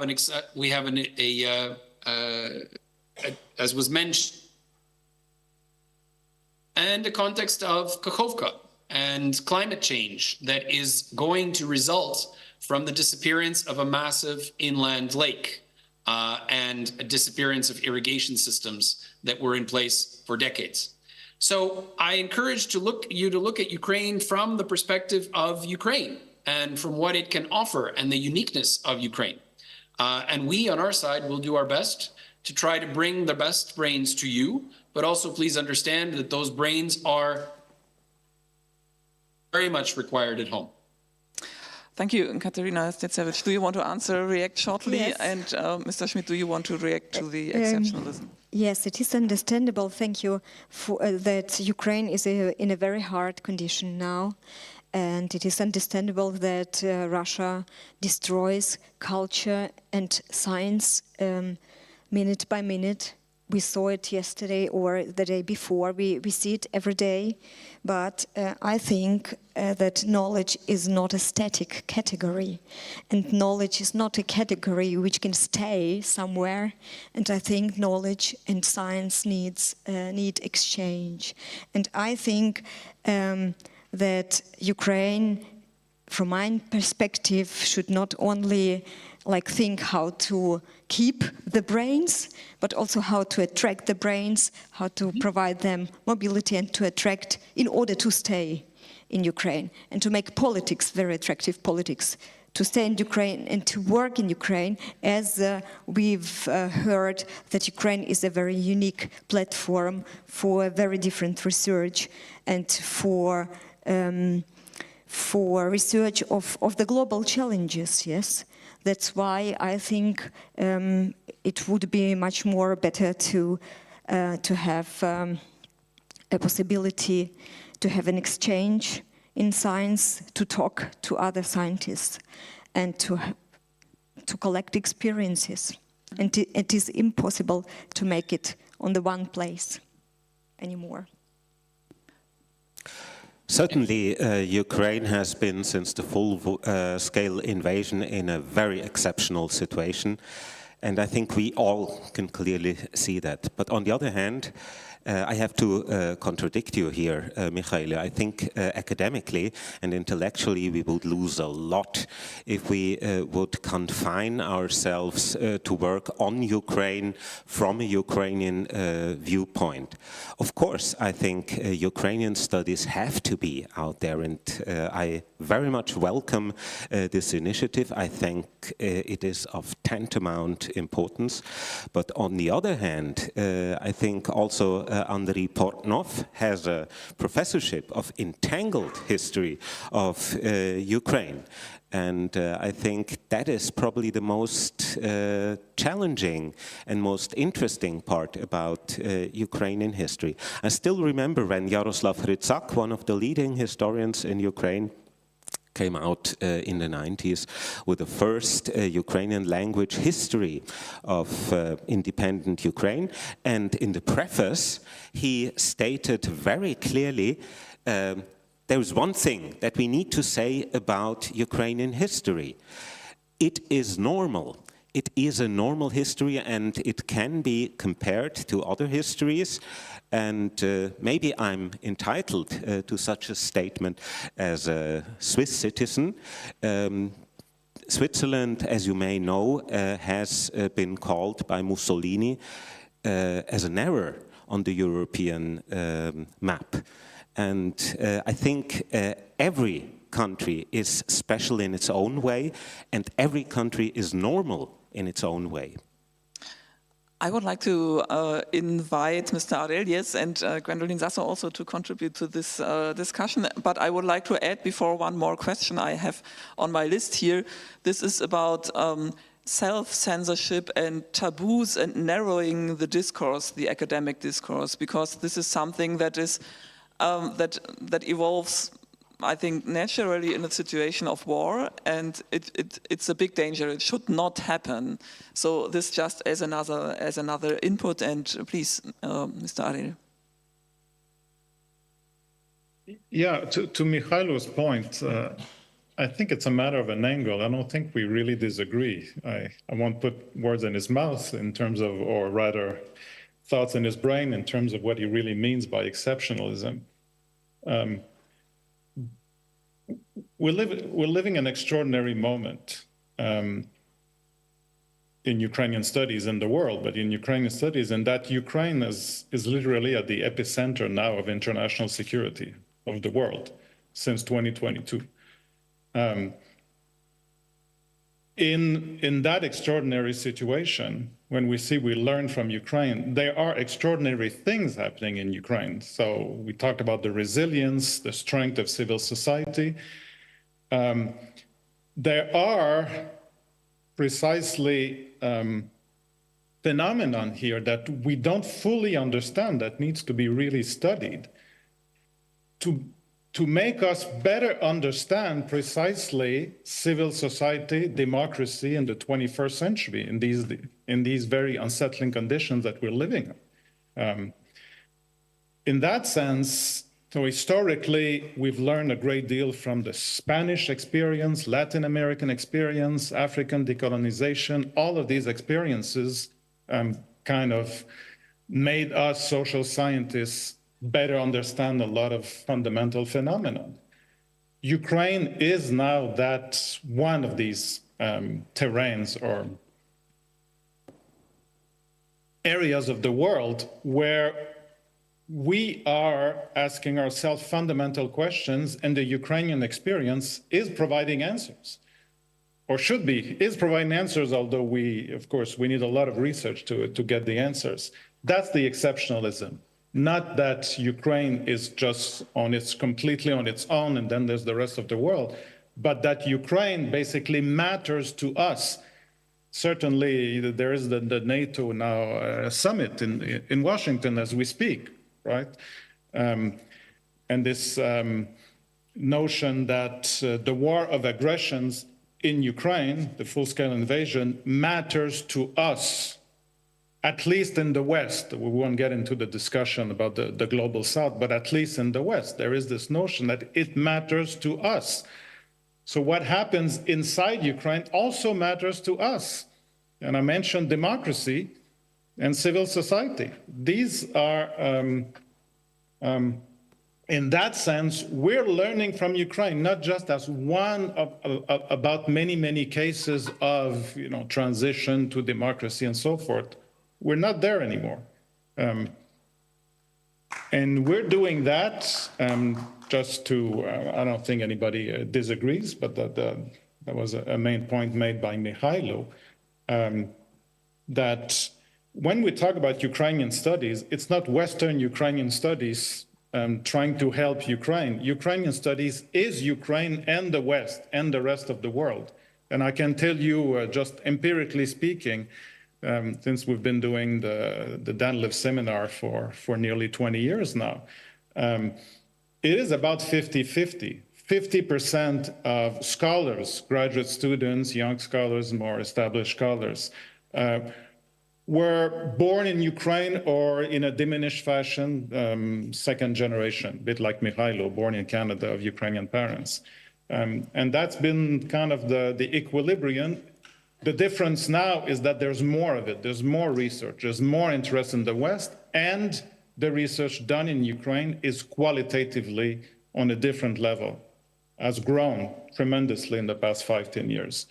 And I see that KIU has partners with 5 universities, and these 5 universities have been increasingly at the forefront, 3 in Kiev, and then Karazin in Kharkiv, and Yuku in Lviv.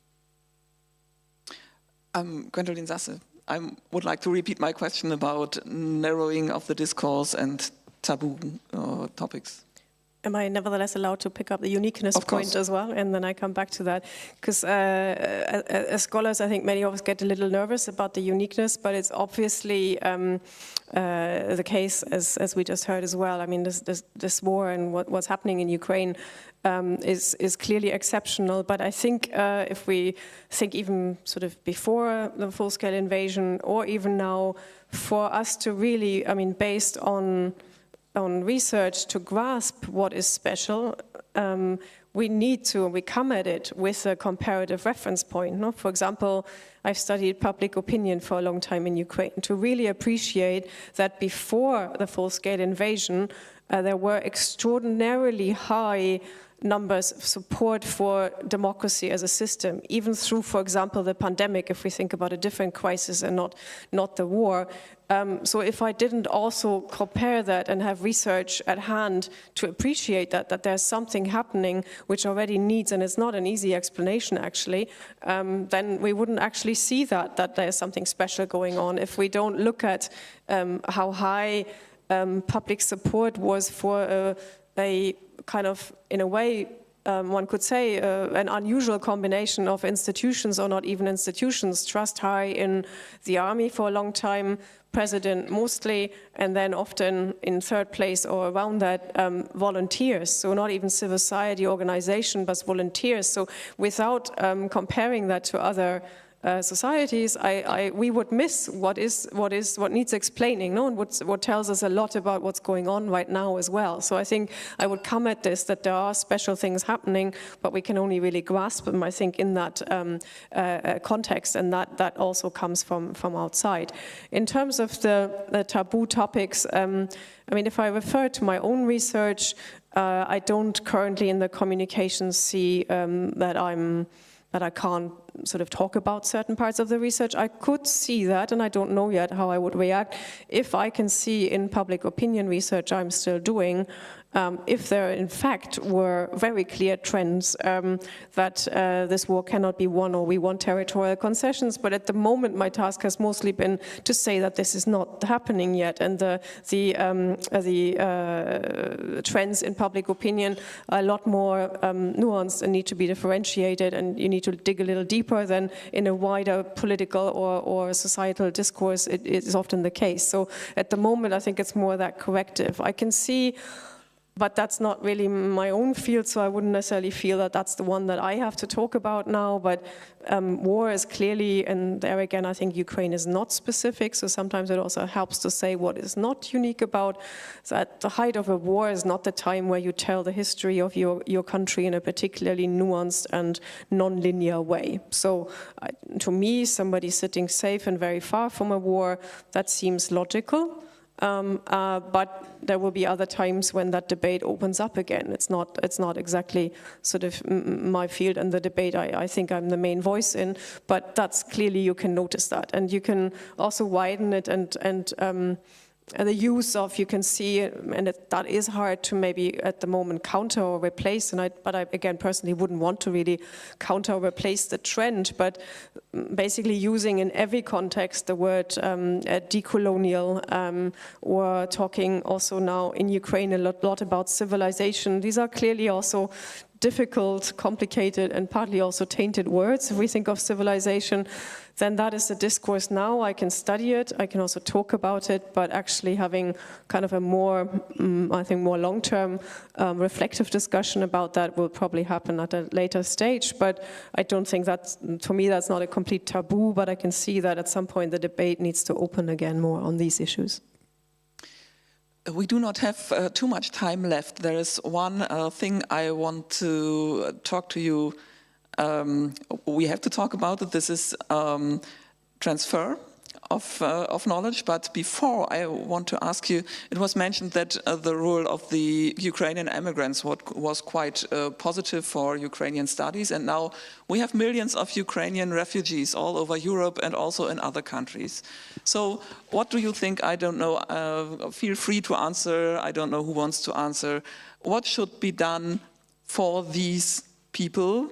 Should they be encouraged to study Ukrainian studies, or there is also a limited amount of study places, or would it be better to not to have quotes, but or a certain amount of places for Ukrainian refugees, but to encourage biological Europeans or the non-migrants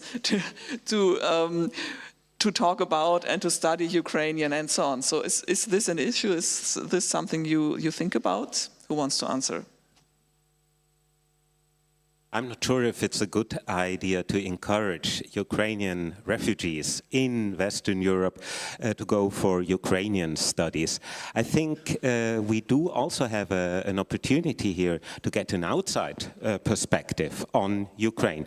And I think otherwise we probably will try to create enough artificial academic discipline of Ukrainian studies. And Ukrainian studies needs to be put on the radar of all East European academic disciplines, and it needs to be on an equal footing. And that means that it needs to be made attractive also for students from Western Germany, from the West and from Germany and European countries. You want to add something?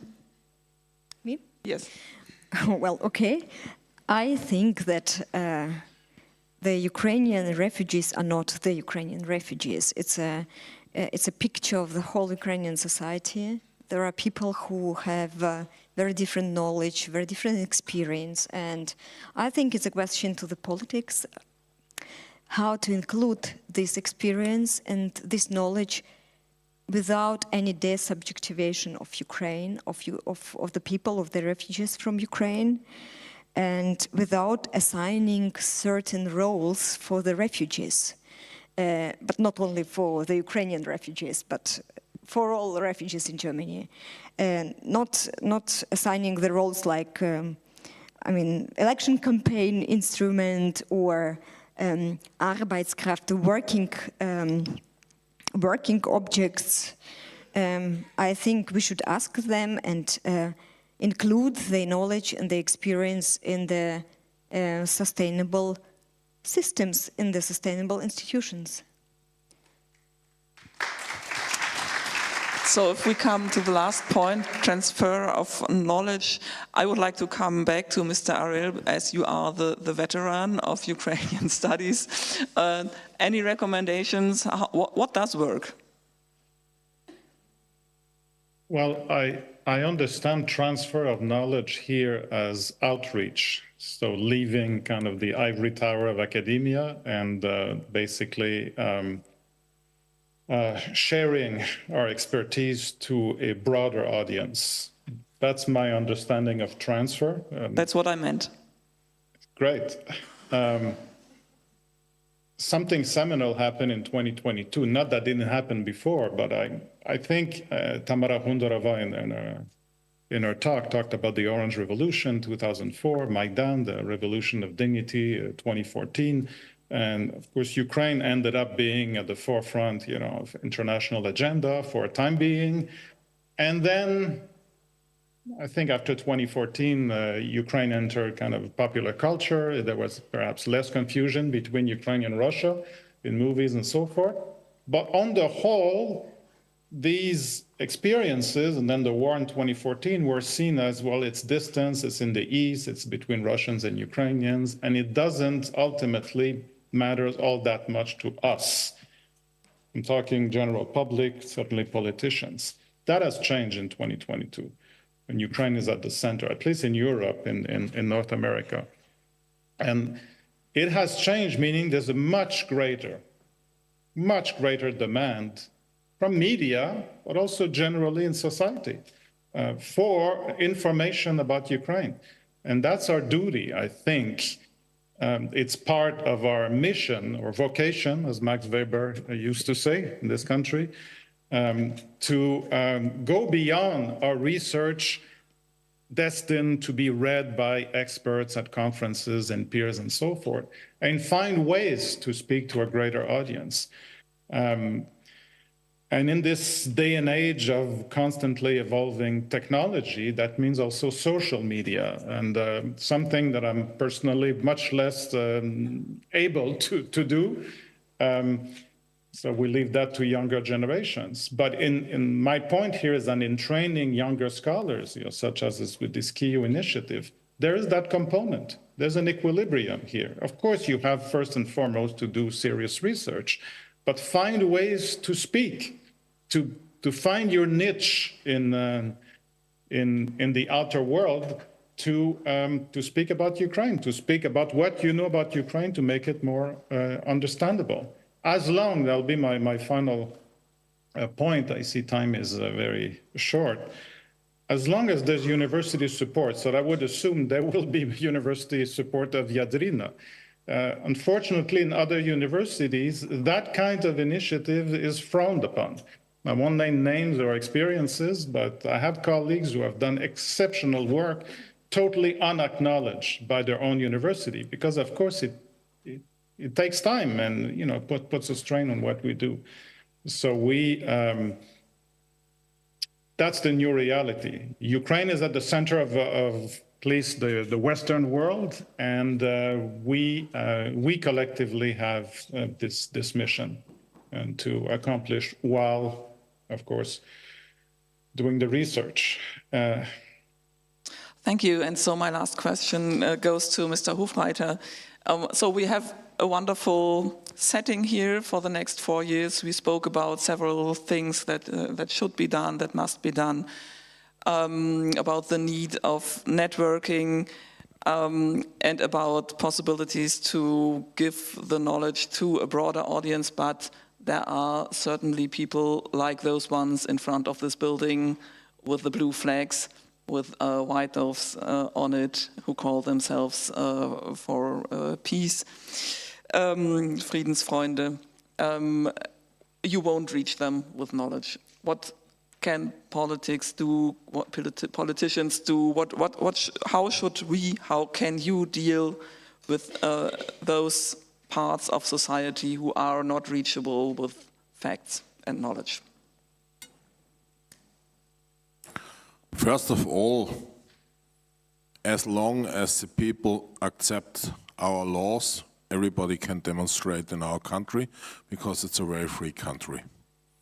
And second, we have to learn as democracies and as democratic society to deal with social networks. Because when you look to history of media, always when a new media system comes into place, societies get problems. That was also when printing books was invented. Censorship was one of the solutions to deal with it, because mostly it was not used to spread knowledge, but to spread propaganda. And anti-Semitism was one of the most important issues to spread when it was invented, and societies got big problems.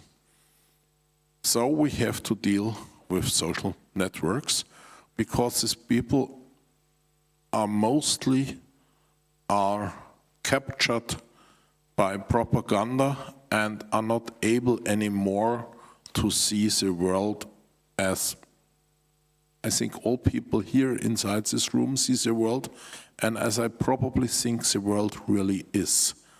So one of the things we have to do is to implement the Digital Service Act of the European Union, which is able, if we really implement it, to deal with the algorithm of the social networks and to alter the amount of propaganda people automatically see. And that we have to do. And then we have to do a lot of other things, but it would take too much time. But one of the most important issues is that we as a society learn again to deal with propaganda, and now especially learn to deal with propaganda within the social networks, and also accept that Russia already is attacking our society and our democracy, and that attacks could not be countered by ignoring them.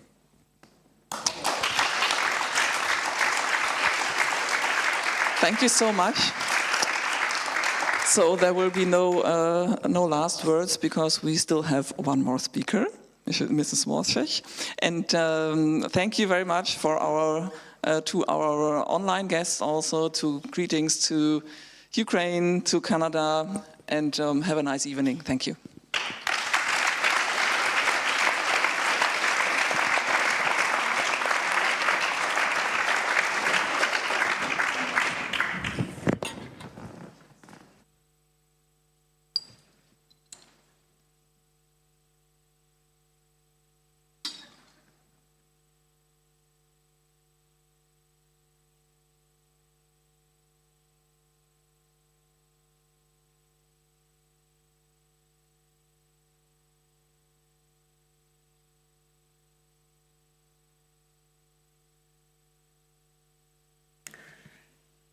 Дорогі колежанки та колеги, дорогі друзі Viadriny, dear colleagues, dear friends of the Viadrina, it is now my great pleasure to give a couple of comments and an outlook and maybe even try to sort of wrap up the discussion we just heard in giving a couple of comments on one question that is in this room since 2 hours. And I think this question is, what is and to what end do we do Ukrainian studies?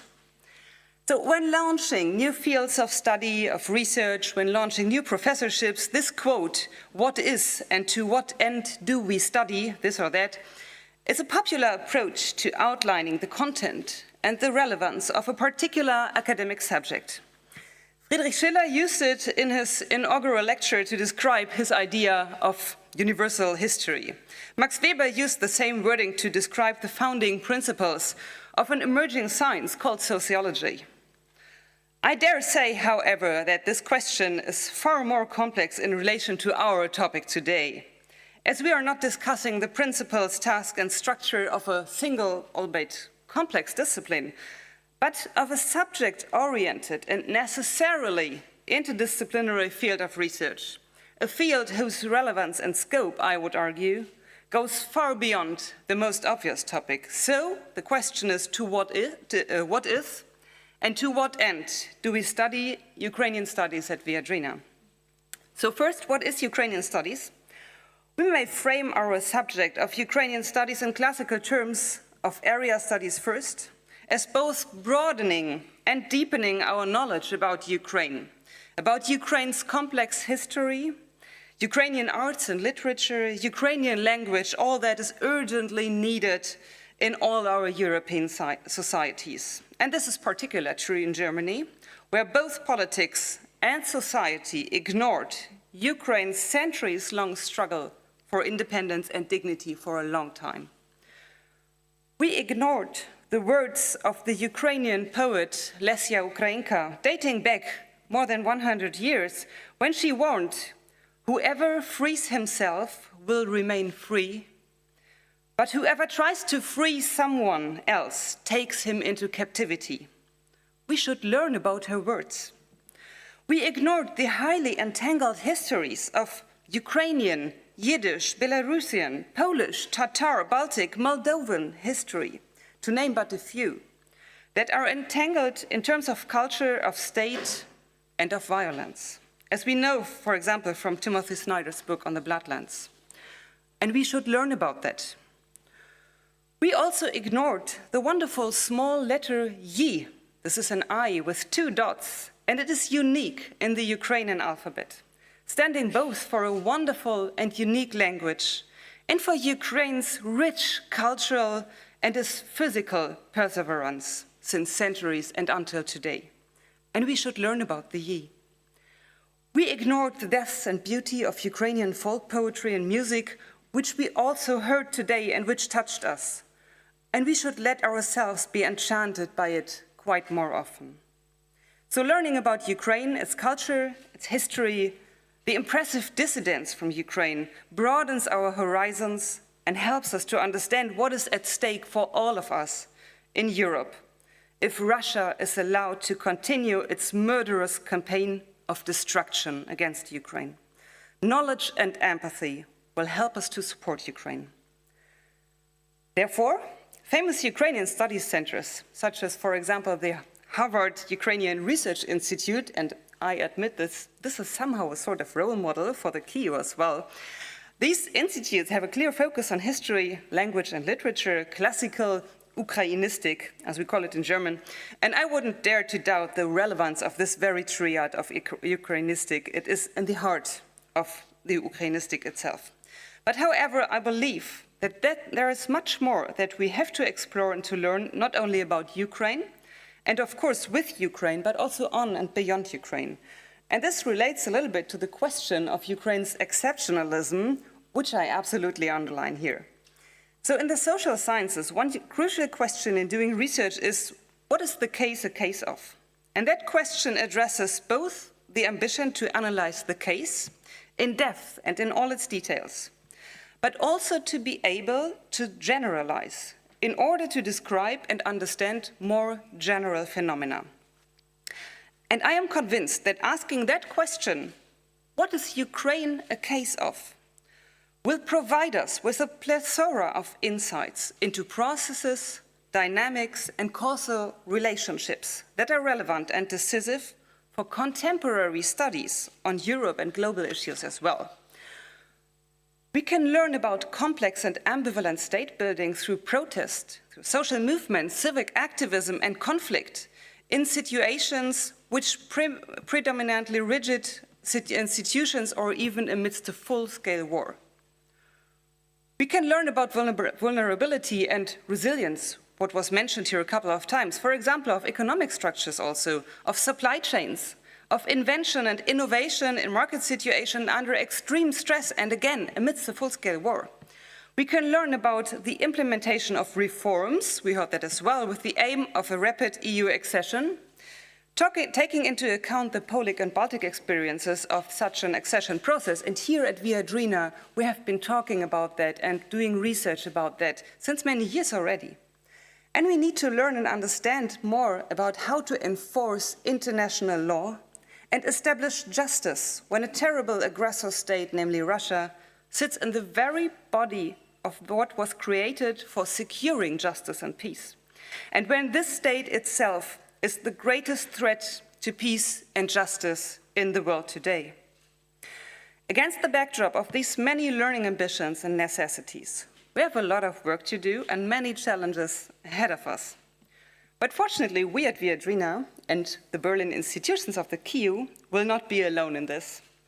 Because the KIU project allows us to invite the most wonderful colleagues, the brightest minds, the most committed thinkers for Ukraine and for Europe to work with us. The project basically works in three thematic directions, which we consider to be fundamental for content-related and at the same time our interdisciplinary work. And this is first history and culture, second state and society, and third conflict. So these three directions are reflected in all our activities within the KIU, which will include research, teaching, and transfer. In its research dimension, the project provides a fellowship program so that we can host up to 9 fellows per semester here in Frankfurt and Berlin, and we are also able to support the same number of Ukrainian colleagues in Ukraine with surplus fellowships. The call for applications has just been recently published on our homepage, so please check that and please join us and apply. And the research dimension of the KIU also offers great opportunities for implementing scientific events, such as conferences, symposia, etc. So please take advantage of having your most appreciated colleagues from all over the world, and of course from Ukraine, around you, and push your research forward together. And in the next year's April, we already heard about that, about 9 or maybe even more PhD students will start working on their dissertations here in Frankfurt on Ukraine, and the call for applications for that will be published in October, so please stay tuned on our PhD program. But we also have to spread the word. Therefore, we will start our Ukrainian Studies certificate program for MA students in the coming winter term already. Students from the KIU universities, so namely Viadrina, Humboldt, and Free University in Berlin, but in future also from other institutions, can take certain courses related to Ukraine, attend a language course, and complete an internship, and then they will receive a certificate of Ukrainian studies. And we do also offer a Ukrainian studies summer or winter school for students. And to broaden our teaching even further, we invite a guest professor every semester to offer additional and specific courses on Ukraine, and that our call for applications is also already published on our homepage, so we'll invite our wonderful colleagues to apply for the guest professorship. A very important third dimension of the KIU project is the transfer of knowledge to the wider society. Russian propaganda has been at work for many years, in particular in Germany. And we can and must counter this with sound knowledge gained from our research. The transfer of knowledge and active dialogue with politicians or with the political institutions, with civil society, the media, business and culture, therefore form a central pillar of the project. And I think we have an educational mission that goes beyond academia, so get out, let's get out or go out of the ivory tower, and that reaches far into our societies. We look forward to filling this mission with life. So, what is and to what end do we study Ukrainian studies here at Viadrina, at our partner institutions, namely the ZOiS, the Humboldt University, Free University, the Wissenschaftskolleg in Berlin, and the Berlin-Brandenburg Academy of Sciences, and together, of course, with our many, many partner institutions in Ukraine and worldwide? I believe we have a very clear mission, and this mission is also an invitation to all of us, to all of you. Our mission is to promote research and teaching on Ukraine and also to help institutionalize it. And we will certainly work intensively on this together with the second DAAD founded Ukrainian Studies Center, the Denkraum Ukraine in Regensburg, and I think there is at least one guest from Denkraum Ukraine in Regensburg. Welcome. So very much looking forward to our cooperation. So to what end do we study? To the end that it doesn't happen to us again, that political and social earthquakes occur in our immediate eastern neighborhood, and we don't know how to deal with them. We should counter this huge lack of knowledge, which is dangerous for us in Europe.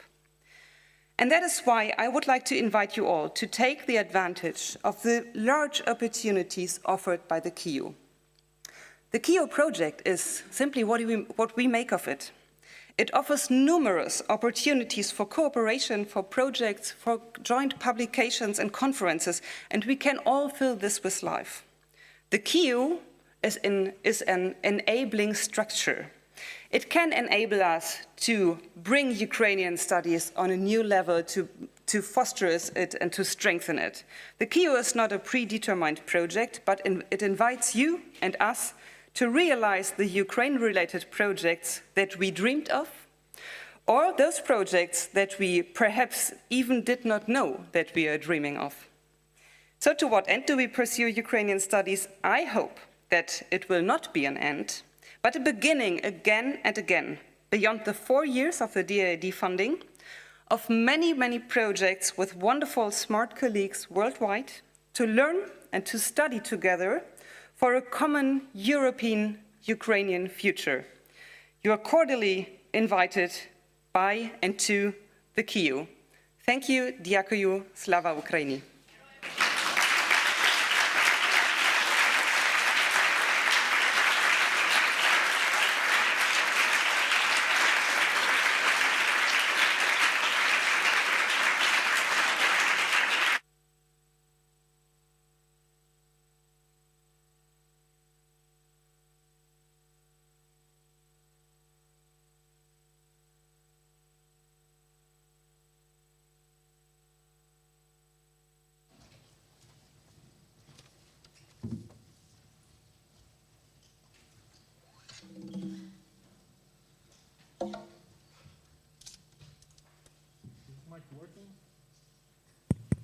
Oh, thank you.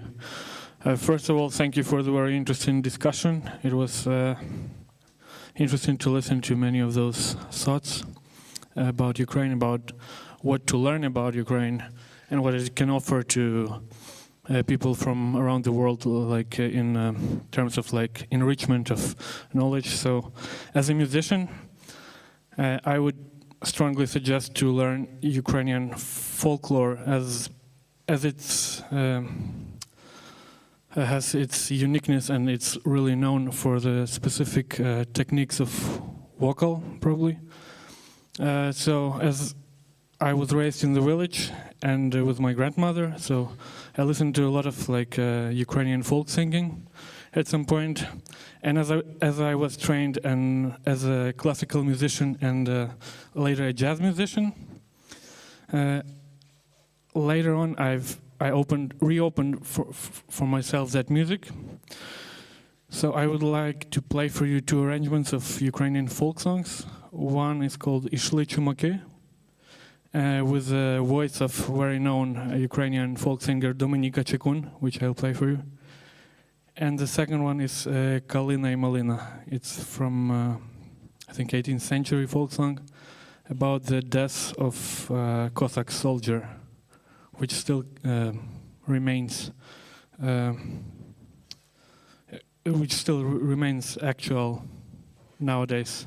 So Ukrainian folk songs through ages, I would say. Thank you.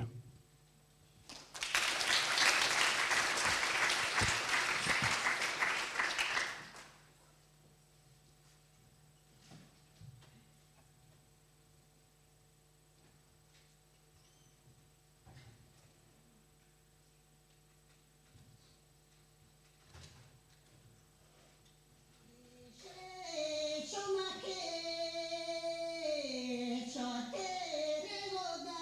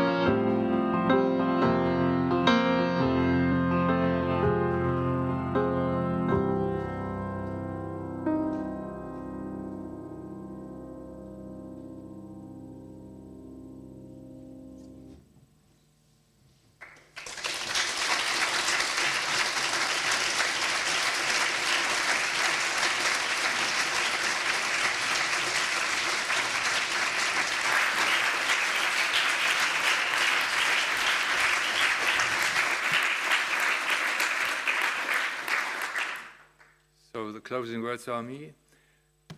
Yuriy has left. The first word would be to thank him very much for this brilliant music. The second is that we have the chance to hear him again, since we'll have a concert in the concert hall in the evening, 8:30. You're all invited very much to join us in the upper lobby of the concert hall. Stroll from here, some 10 minutes or so. And the last and final word is you're all very much invited, cordially invited to join us to a small reception here in the entrance lobby to have a glass of wine and to toast to KIU. Thank you very much for coming and having you here. Thank you.